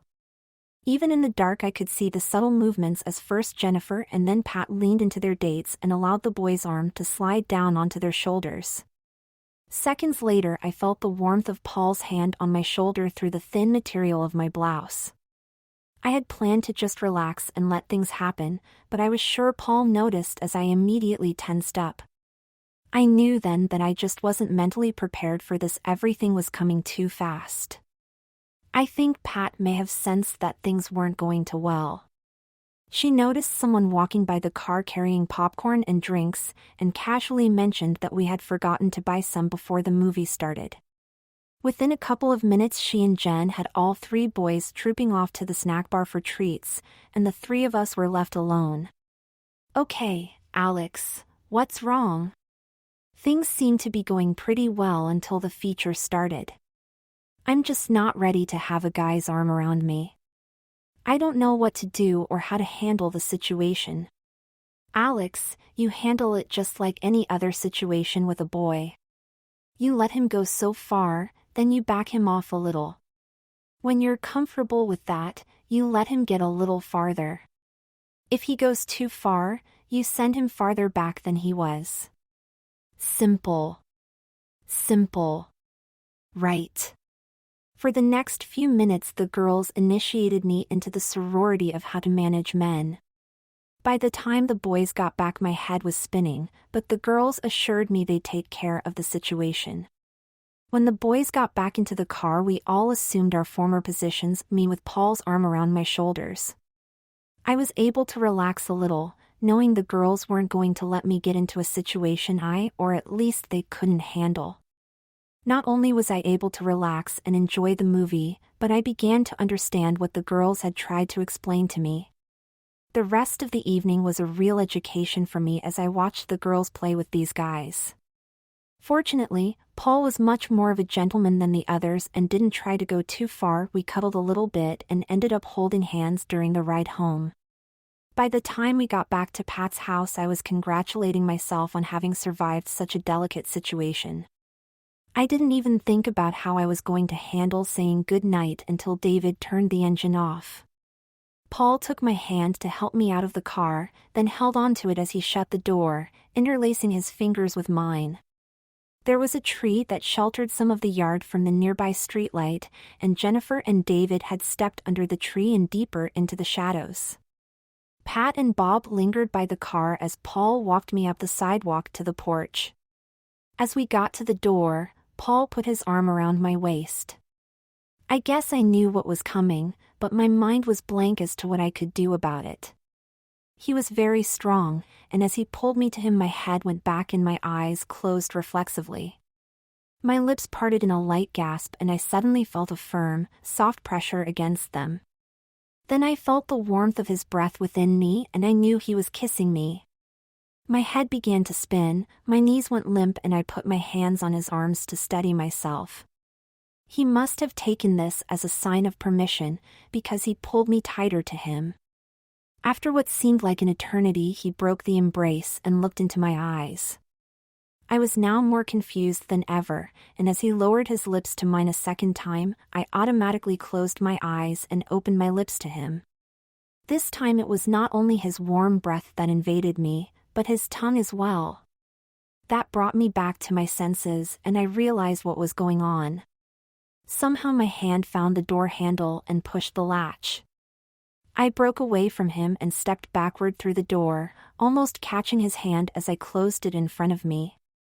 I leaned my head on the door for a long time, trying to catch my breath and regain my bearings, then I just put my back to the wall and let myself slide to the floor. I was still sitting there staring straight ahead when Pat and Jennifer came in some minutes later. "Alex, you were wonderful. What was it like? Wow, what a sexy kiss. You liked it, didn't you? Did he give you tongue?" They were both chattering at me at the same time, and my mind was in a whirl. I couldn't believe that I had kissed a guy twice. I knew, though, that I had passed an important test in our plan to fool Bill and Bob. As the girls drove me home, we talked some more about handling guys, and I took them to task for manipulating our dates the way they had. Welcome to the real world, Alex. If they weren't such jerks about seeing how far they could get, maybe things would be different. We aren't all jerks, are we? I asked. Jen just gave me her most sarcastic look. The answer is mostly yes, but you've got to stop thinking about yourself as a guy for the next few days.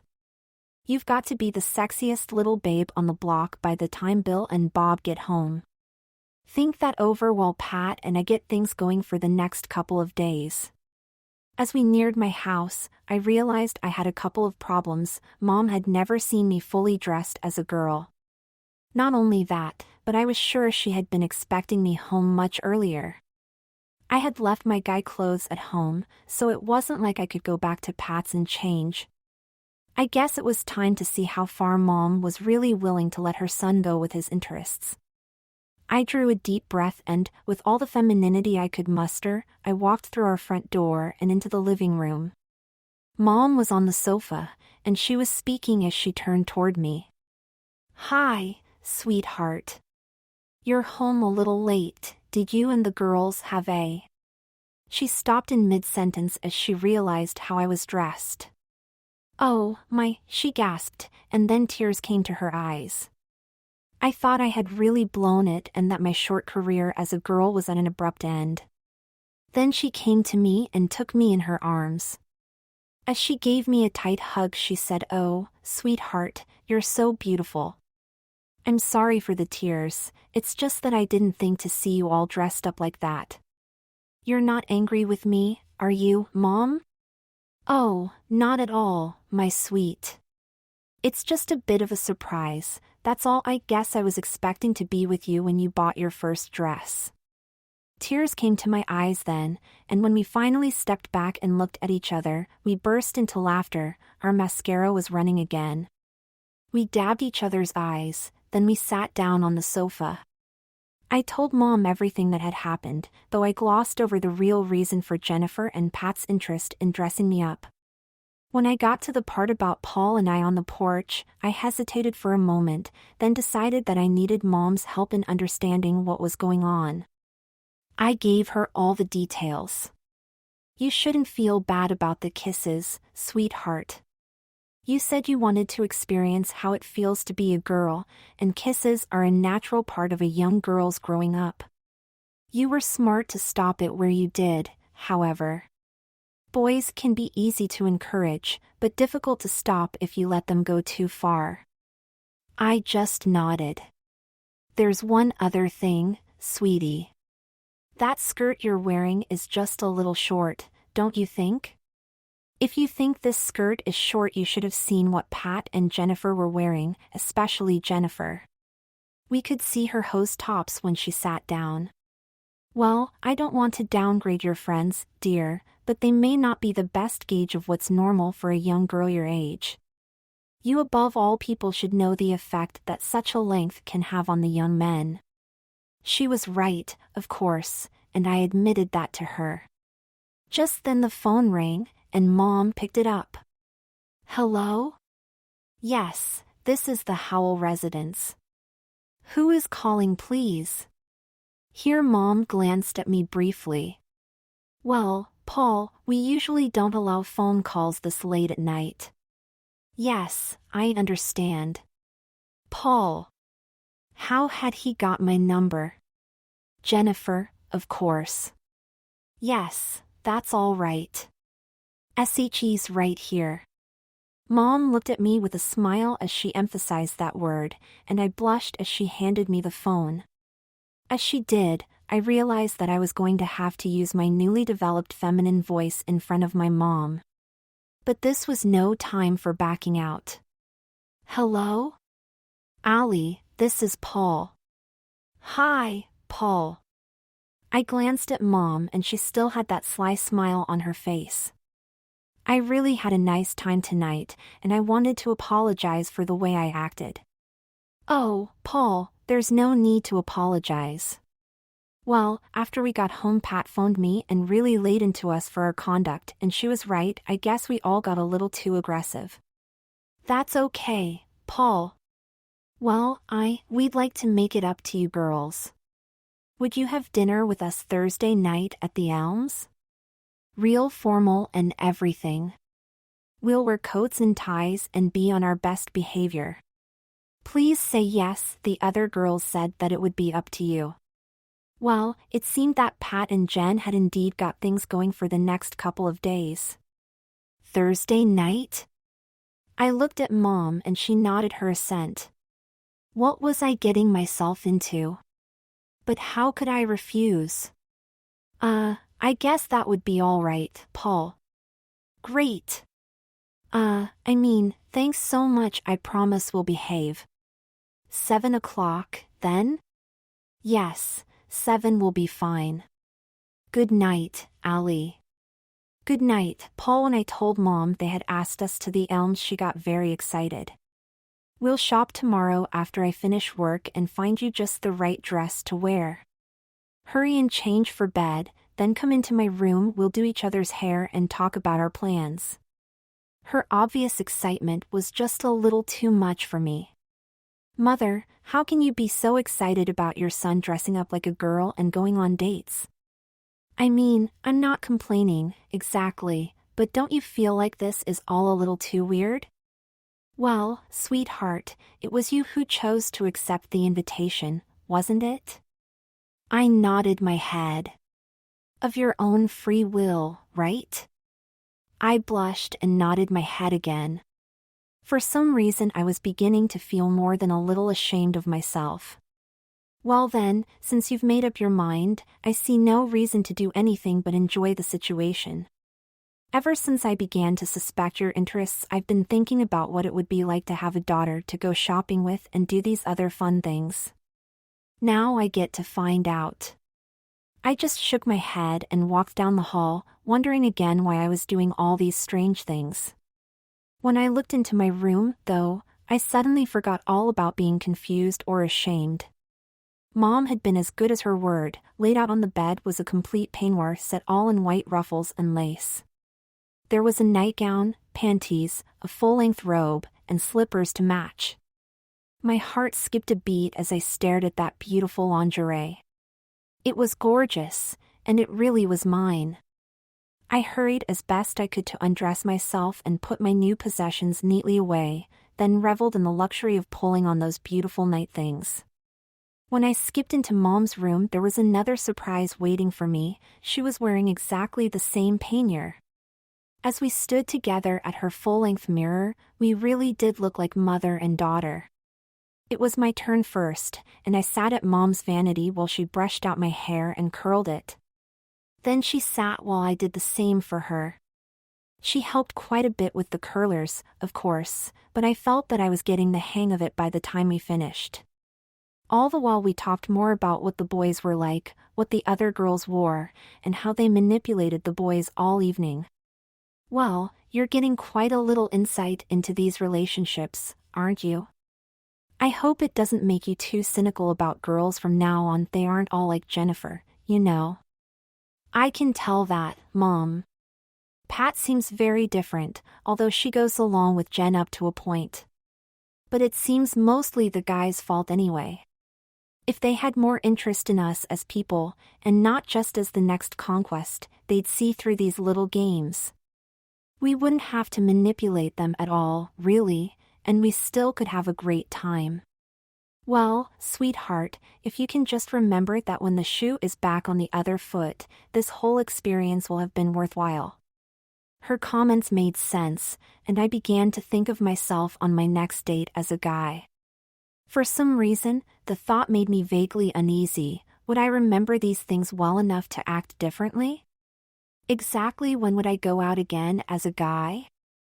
I lay awake for a long time that night, experiencing all the sensations of the soft, silky clothes I was wearing and thinking about the fun talk Mom and I had. Then my mind turned to my date with Paul and what Thursday night might bring. When I finally fell asleep, I had several dreams that I'd rather not discuss, but I slept really well. Wednesday, I woke up very excited for the plans of the next day. I showered quickly, being careful not to get my curlers wet, then I dressed and did my makeup. When I finally took my hair out of the curlers and brushed it out, I found that it was easy to put it up in the French roll I had practiced on Pat the day before. Pat phoned right after breakfast, and the three of us went out shopping again.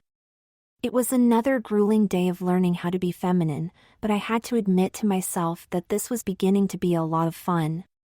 They got me home just in time to meet Mom, and we began what turned out to be a marathon shopping experience.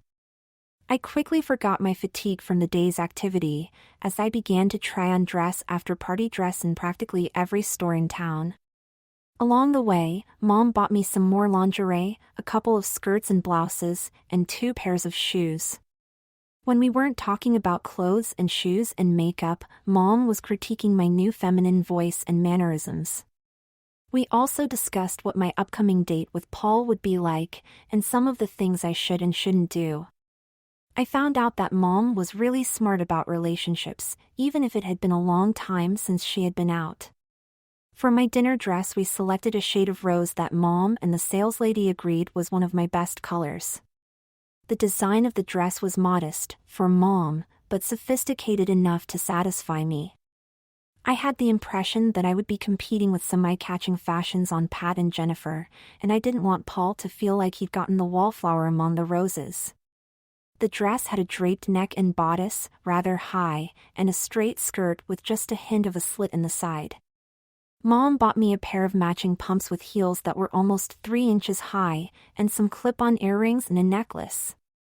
When she offered to buy me a set of lingerie that also matched, I readily agreed. That night Mom had me model my purchases, then we curled each other's hair again.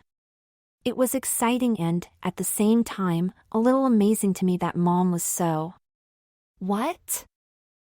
open to the idea that her only son was now dressing up and going out on a date with a guy. As I thought about it, I realized that, while I was still a little amazed at myself, part of me was very excited with what I was doing. Thursday, 7 p.m. the next evening found me just finishing my makeup when the doorbell rang. Mom answered the door and invited Paul into the living room while I put on my finishing touches. My stomach was turning flip-flops, and I could see a very distinct flush under the foundation and blush on my cheeks.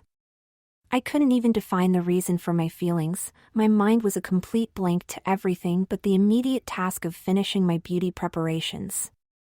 Fortunately, Mom was a good conversationalist and put Paul at ease for those last few minutes. Paul stood as I entered the room, and I could see he had a corsage that fortunately matched my dress. Mom was prepared, and tactfully took the flower from Paul, relieving us all from the embarrassment and risk of having Paul try to pin it on the bodice of my dress. To my anguish, Mom insisted on taking several pictures of us standing together. We finally got out of there, and to my chagrin, I found that David and Bob were waiting in Paul's car. They had decided to pick me up first. In my sweetest voice I apologized to them as Paul opened the door for me. Remembering my manners, I slid across the seat to unlock the door on the driver's side. Somehow it seemed like it would be too much of a negative signal if I had slid back to my side, so I stayed in the middle next to Paul. Jen and Pat did an intentional stall, and I was faced with the challenge of 15 minutes of conversation with the 3 guys. Fortunately, Bob and David enjoyed talking about themselves and their sports exploits, and I think they were gratified to find a girl who seemed to understand what they were talking about. Paul didn't say very little about himself, but from reading between the lines I could tell that the other 2 had a healthy respect for his abilities too. When the girls finally did waltz down the stairs, all of us just stared at them for a few silent seconds. The boys had promised to be on their best behavior, and Pat and Jennifer had obviously decided to put them to the test. Where my dress was sophisticated yet modest, theirs were selected to show it all. Jennifer, in particular, was wearing a little yellow halter-style shift that clung to her every ample curve. She was obviously wearing nothing underneath. Aside from the stares and glares that Jen got, the night passed uneventfully. It was obvious, and a little funny, that the boys, even Paul, were having a very hard time keeping their eyes away from Jen's features. I have to admit that I was torn between watching her, and watching the guys trying not to watch her. They were all so distracted that they never noticed the amused glances that Pat and I exchanged all night long. In my opinion, Pat in her black spaghetti strap slip dress was at least as attractive as Jen, and I had to stop myself several times from looking at her in a very unladylike manner. Somewhere during the evening I found out that Pat and Jennifer had already agreed to another date the next night if the boys had successfully behaved. As they were driving us home we had to admit to them that they had been perfect gentlemen. Well, at least their hands had stayed in line, even if their eyes hadn't. We made plans for them to pick us all up at Jen's house on Friday night, and we'd go to the amusement park in the next town. When Paul walked me to my front door at the end of the evening, I was pleased that he had been more of a gentleman than the other 2. At least he had made an effort at conversation with Pat and me during the evening. I decided that he had lived up to his promise to behave, and deserved a little reward. As he gave my hand a goodnight squeeze, I turned to him and raised my lips to his. He needed no more encouragement than that, but to my relief he only gave me a straight kiss and didn't try to go any farther. Friday morning Betty had arranged to take off work and take me on our second shopping trip. Mom had told her about my dates, and Betty was thrilled to be taking me out as a girl. I was beginning to really understand what girls got out of their shopping sprees. I enjoyed all the attention, and I really had fun talking over all the choices of colors and accessories, comparing creative ideas and seeing what would work. There was a companionship and an equality in all this that I hadn't felt in any of my boyish activities.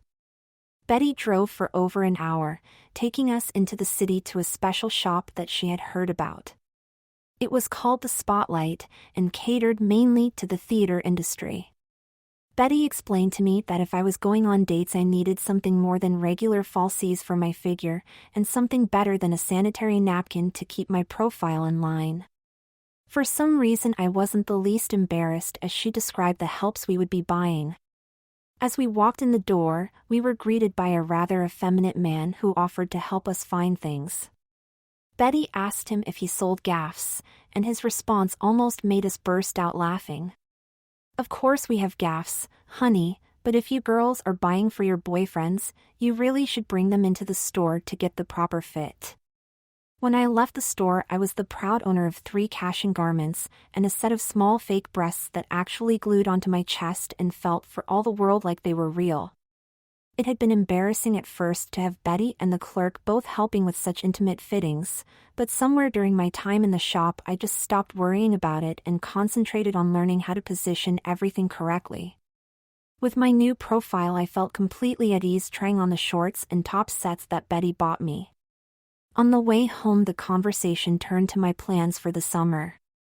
By this time I really didn't want to complain about what Mom had made me do, but I mentioned to Betty that the current dress and grooming standards had put a definite crimp in my job search plans.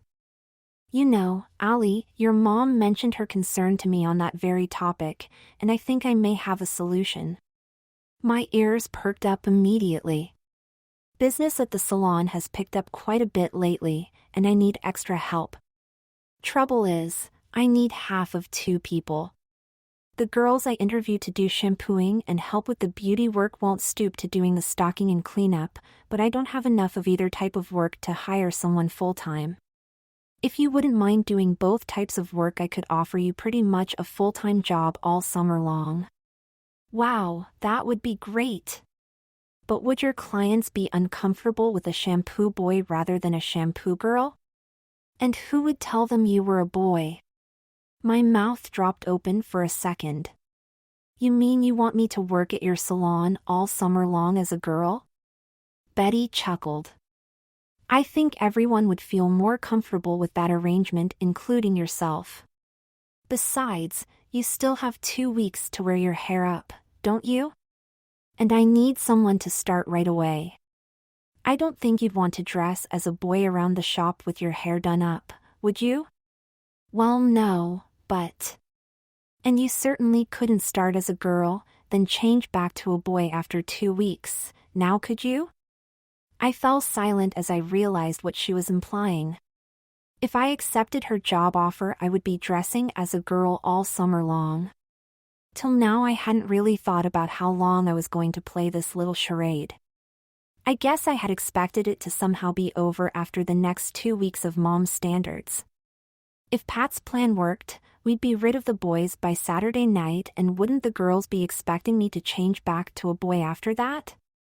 Then I thought of my talks with Mom, my shopping trips and all the fun I'd had in the last few days. Clearly, Mom was perfectly happy with me dressing up, and I had not felt this close to her in several years. Accepting Betty's offer meant we might be able to keep that closeness all summer long. Just then Betty broke into my thoughts with the deciding argument: the job starts at $1 above minimum wage, and you get to keep all the tips you get as a shampoo girl. A little thrill went through me as I accepted Betty's offer, and she seemed genuinely pleased to have me as her new shampoo and stock girl. We agreed that I would start the next Monday. As we drove toward home Betty told me that Jennifer had phoned her and asked if the 3 of us could come in for the works on Saturday morning. Apparently Jennifer wanted all 3 of us to look our best for the boys.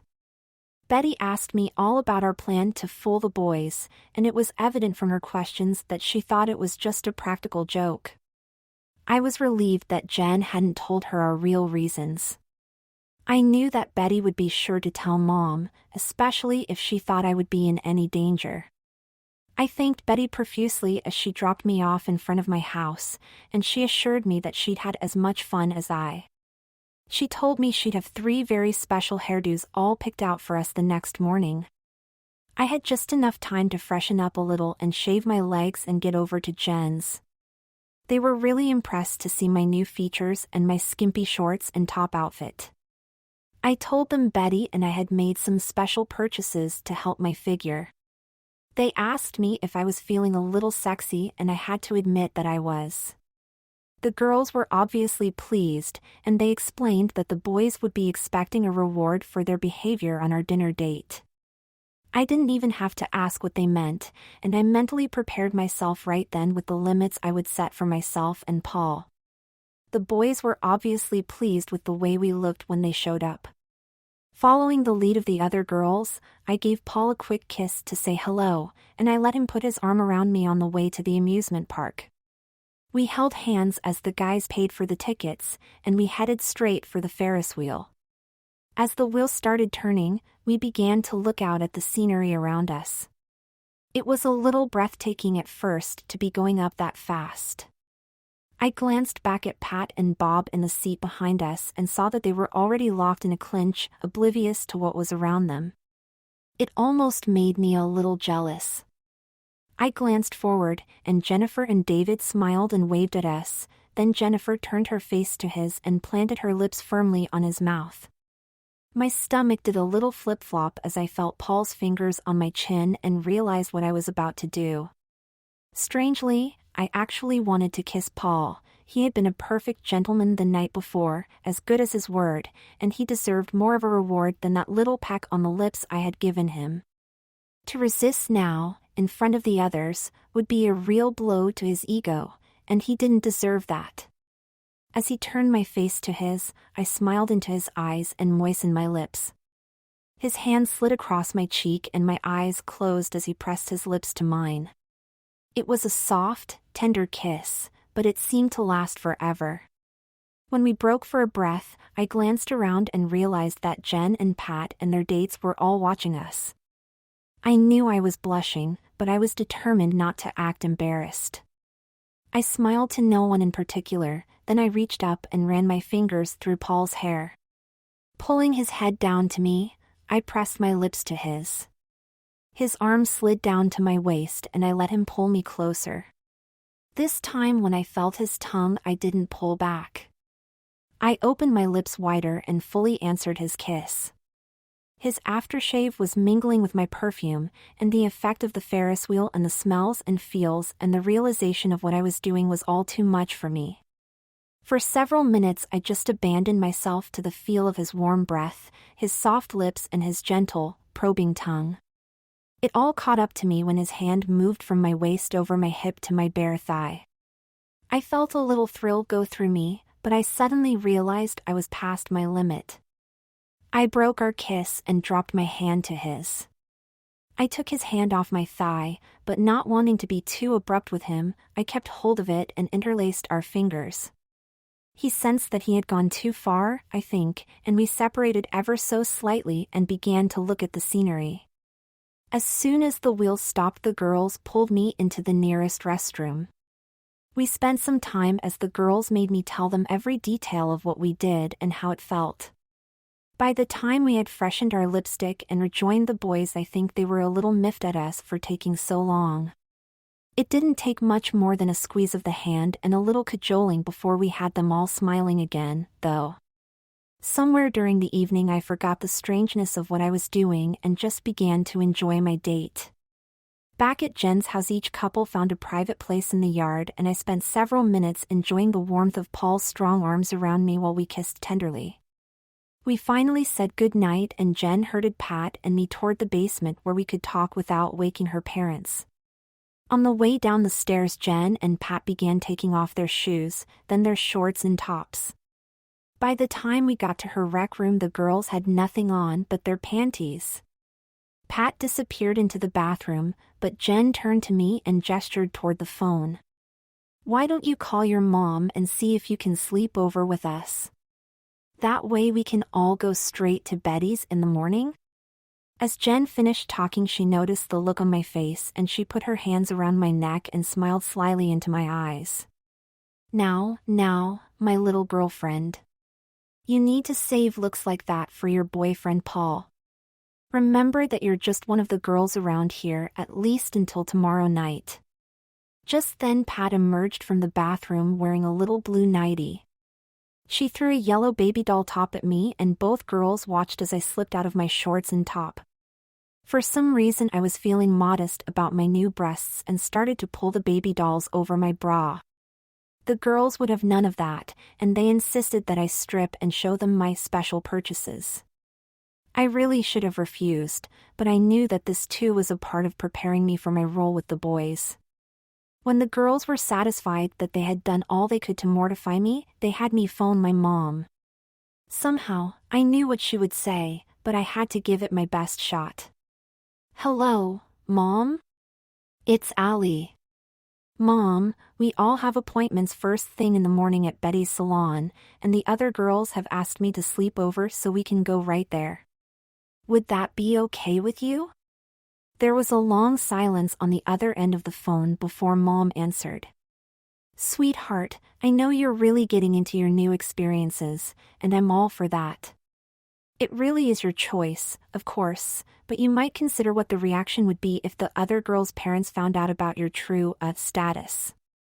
Yes, I guess you're right, Mom. I'll be home in a little while. I turned and shrugged at the girls, but they weren't quite ready to let me off so easily.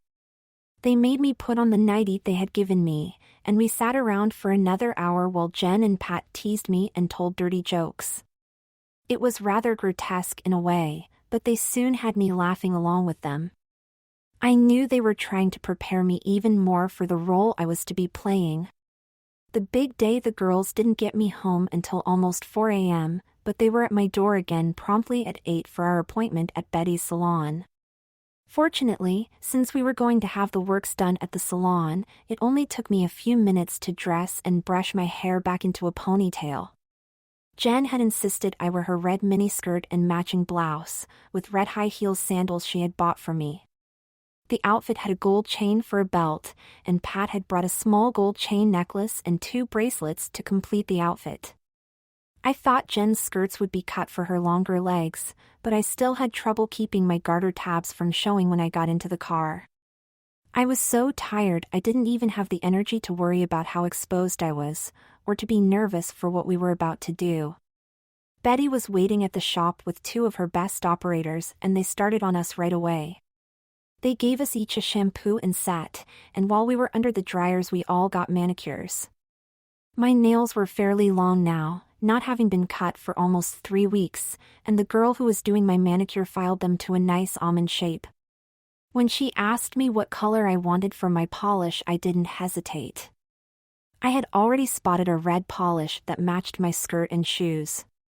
Before they combed out our sets, we sat around Betty's table and conspired on each other's makeup. They did the other girls first, and by the time my turn came we were all having great fun. Betty and her girls were fussing over all of us and telling us how good we would look for our boyfriends, but most of the compliments were sent in my direction. I'm not sure how much of that had been planned beforehand, just to get my confidence up, but I loved every minute of the special attention. Was it just my imagination, or did Betty's operators think I was just one of the girls? As I was about to get out of the makeup chair, Jen put her hand on my shoulder.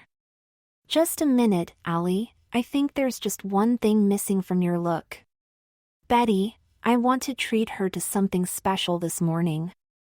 I looked up and caught her gesture toward the sign in the window, special on ear piercing.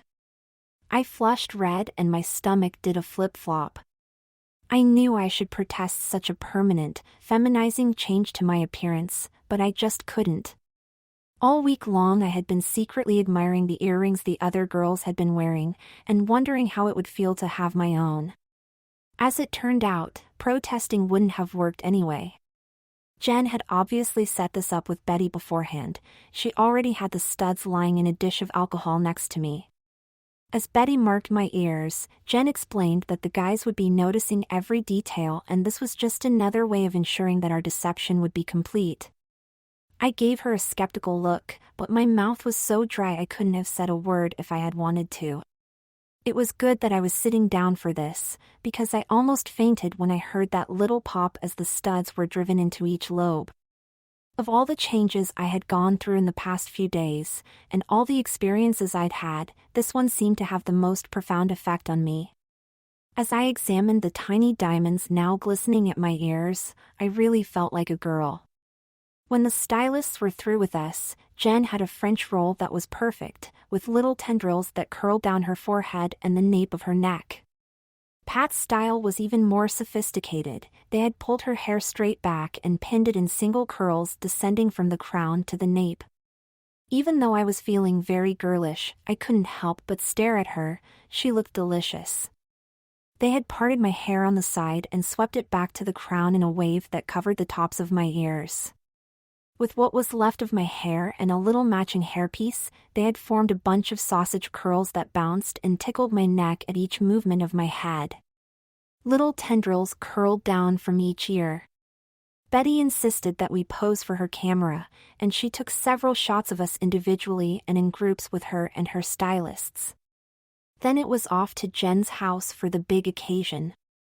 As we were walking out the door of the salon, Betty gave me an extra hug and said, "See you bright and early Monday morning." Honorable. I flinched at that, hoping the girls wouldn't notice, but Betty went even further. When she saw Jen and Pat's puzzled look, she said, "Didn't Allie tell you? SHE's starting as my new stock clerk and shampoo girl on Monday." Jen looked at me like I had just crawled from under a rock. She started to say something, but Pat gave her an elbow in the ribs. "I think it's great that Allie has found a job for the summer. I'd like to see you try to hold down a regular job, Jen."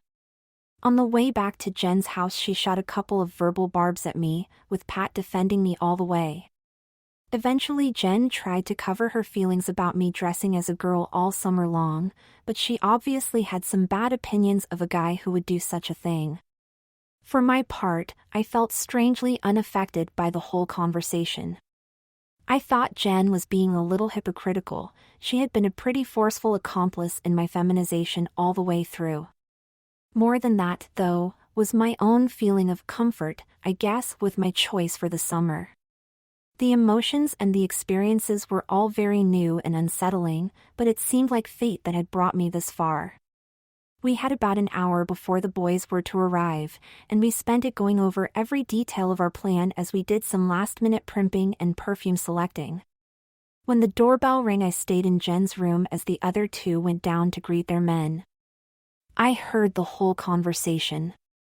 The boys barely said hello before they began talking about Alex and demanding to see him. The girls really built it up, trying to put them off and acting like they were real reluctant to do what the boys were asking. Finally, they gave in and called for me to come downstairs. I took several deep breaths, then slowly opened the door from Jen's room. My mouth felt like cotton, and it took all my strength and concentration just to keep my knees from knocking as I started down the stairs. My eyes were fixed on my feet, but after the first couple of stairs I was able to force a smile to my lips, and I raised my eyes to see the boys for the first time. These were two huge guys, each of them well over 6 feet tall and built like trucks. What saved the day for me was their expressions. They both had their mouths wide open, and I swear I could almost see the drools. From where I was on the stairs, I knew they could see all the way up my short skirt, and I could tell that their eyes were jumping from my slightly padded panties to my face and back again. A chill went through me as I realized how exposed I was, and I actually quickened my pace to get to the bottom of the stairs. It was obvious that the realistic jiggle at my bodice was a second focal point of the boys' attention. The chill I was feeling changed to a little thrill as I realized that it was already game over. I was the luscious bait for these fish, and they were ready to swallow me whole. The other girls were knockouts, it was true, and probably prettier than I was, but they were dressed much more modestly, and the boys seemed to be reacting as we had planned it. The rest of this little exercise was just a question of timing. My smile became genuine as Jen introduced me to the two apes. I stood very close to Bill so he could smell my perfume. As Jen said his name, I gave his hand a friendly squeeze and then stood on my tiptoes to give him a kiss on the cheek. I did the same for Bob, saying that the girls had told me so much about them that I felt we were already good friends. You could have cut the silence with a knife. Jen suggested we sit in the living room for a few minutes to get better acquainted. As we turned in that direction, the boys actually ran into each other and Bill nearly fell over backward. Pat and Jen were biting their lips to keep from laughing out loud. I covered my mouth with my hand to hide my smile. I hadn't dreamed that my little masquerade could be so successful. The boys and their girls all squeezed together on the sofa, and I sat on an overstuffed chair directly opposite. With my legs crossed, I knew they were getting another good shot of my stocking tops and panties, and, sure enough, the boys were so distracted they could hardly hold the thread of the conversation. I'm sure they had wanted to question us about the night of the party, but they were feeling pretty foolish over their obvious mistake about now. Just at the right moment, Jen's mom came in from the backyard and asked us to go to the store for a few last-minute things for the cookout. Bob and Pat sat in the back seat of the car, but Jen maneuvered it so that I was between her and Bill in the front. We kept a racy conversation going, and I tried to fill my role as a fun-loving gal every bit as experienced as Jen and Pat. Following our plan, I took every opportunity to touch Bill and smile at him as often as possible. We kept this up when we got back to the house, and I could tell that the boys were getting ripe for the next part of our plot. Bill in particular had a reputation for daring and sudden conquests in dangerous places. That was one of the things that had attracted Jen to him at first, but she soon realized that Bill hadn't stopped with her conquest. Now she and all of us were counting on Bill to stay true to form with his latest target, me. Sure enough, just before we were about to sit down to eat, an opportunity came up. Jen's mom asked her to go down to the basement pantry to get a second bottle of catsup. Jen and Pat pretended to be busy with a vegetable plate and asked if I could go down instead. I said I'd do it, and Bill volunteered to show me where the pantry was. I saw a signal pass between Bill and Bob, and as we headed downstairs I saw Bob sort of following us at a distance. Apparently he was going to be the lookout. I began to feel a little queasy as I realized that they had obviously done this sort of thing several times before. Would the timing work out? When we got to the pantry, Bill turned on the light and stepped back to let me in. It seemed like a perfect gentleman's gesture, but now he was blocking the doorway, and he had full view of my rear as I stooped to look at the bottom shelves. The catsup was on the lowest shelf, of course. As I bent down to get the bottle, I felt his hand on my thigh, just at the edge of my dress. I gave a little yelp, and as I straightened up he pushed my back against the wall and leaned into me, making it impossible for me to move. I gasped and he put his mouth over my lips and jammed his tongue into me. He really was an animal, no finesse at all, and I found myself comparing his incompetence to Paul's smooth and gentle embrace. I tried to fantasize that this was Paul, and that helped to calm me just a little. I was struggling for air at this point, and Bill had me pinned so hard against the wall that I couldn't move. I felt his hands pushing my dress up over my hips, and I thought for an instant that I would have to simply surrender and give him what he wanted. Then I realized that I couldn't give him what he wanted, and he was quickly approaching the point where he would discover that fact. Gathering all my willpower, I forced myself to relax and I ran my hands over his huge arms and up into his hair. He took this as a sign of surrender and he broke the lip lock to take a breath. Letting myself fantasize about Paul again, I smiled up into his eyes and brought my hand to his cheek. He shifted enough to give me some balance, and he began to run one of his hands up my side toward my breasts as he closed his eyes for another kiss. Just as our lips were about to meet for the second time, I drew a deep breath and screamed as loud as I could. At the same time, I brought my knee up between his legs as hard as I could. Bill doubled over in pain and turned away from me, but as I tried to scoot around him to get out, he came back up and swung at me with the back of his hand, cursing me at the same time. My shoulder took most of the impact, but the force of the blow threw me against the open door like a rag doll. I seemed to just hang there for an instant as the inertia wore off, then I slid to the floor in a heap. Meanwhile, Bill had doubled back over and was groaning in pain. Of course, everyone on the block had heard my scream, and in an instant Jen's father was in the room, followed by Bob and then the girls and Jen's mom. Walter assessed the situation in one glance, then grabbed Bill by his shirt and began to drag him from the room. On the way out he grabbed Bob by the ear and forced both of them up the stairs and out the front door.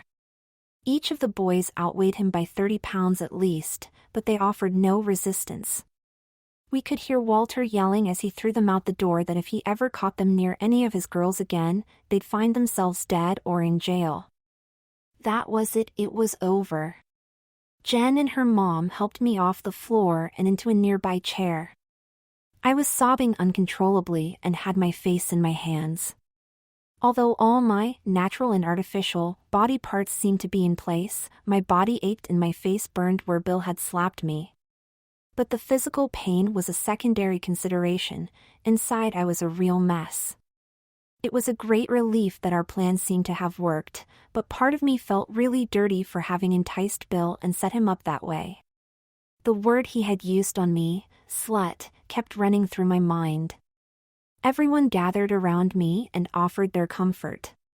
In a short time someone found some humor in the situation, talking about Bill's wounded ape look after I had kneed him. In a few minutes my sobs had changed to laughter, and I began to wipe away the tears and mascara with several tissues. By this time, of course, the burgers were burned and the cookout was pretty well ruined. Jen's mom and dad suggested that they stay and clean up, but that maybe we girls would like to drive out to their beach house to sort of pull ourselves together. I started to protest. I desperately wanted to be alone right then, but before I knew it the three of us were in the car headed for the beach.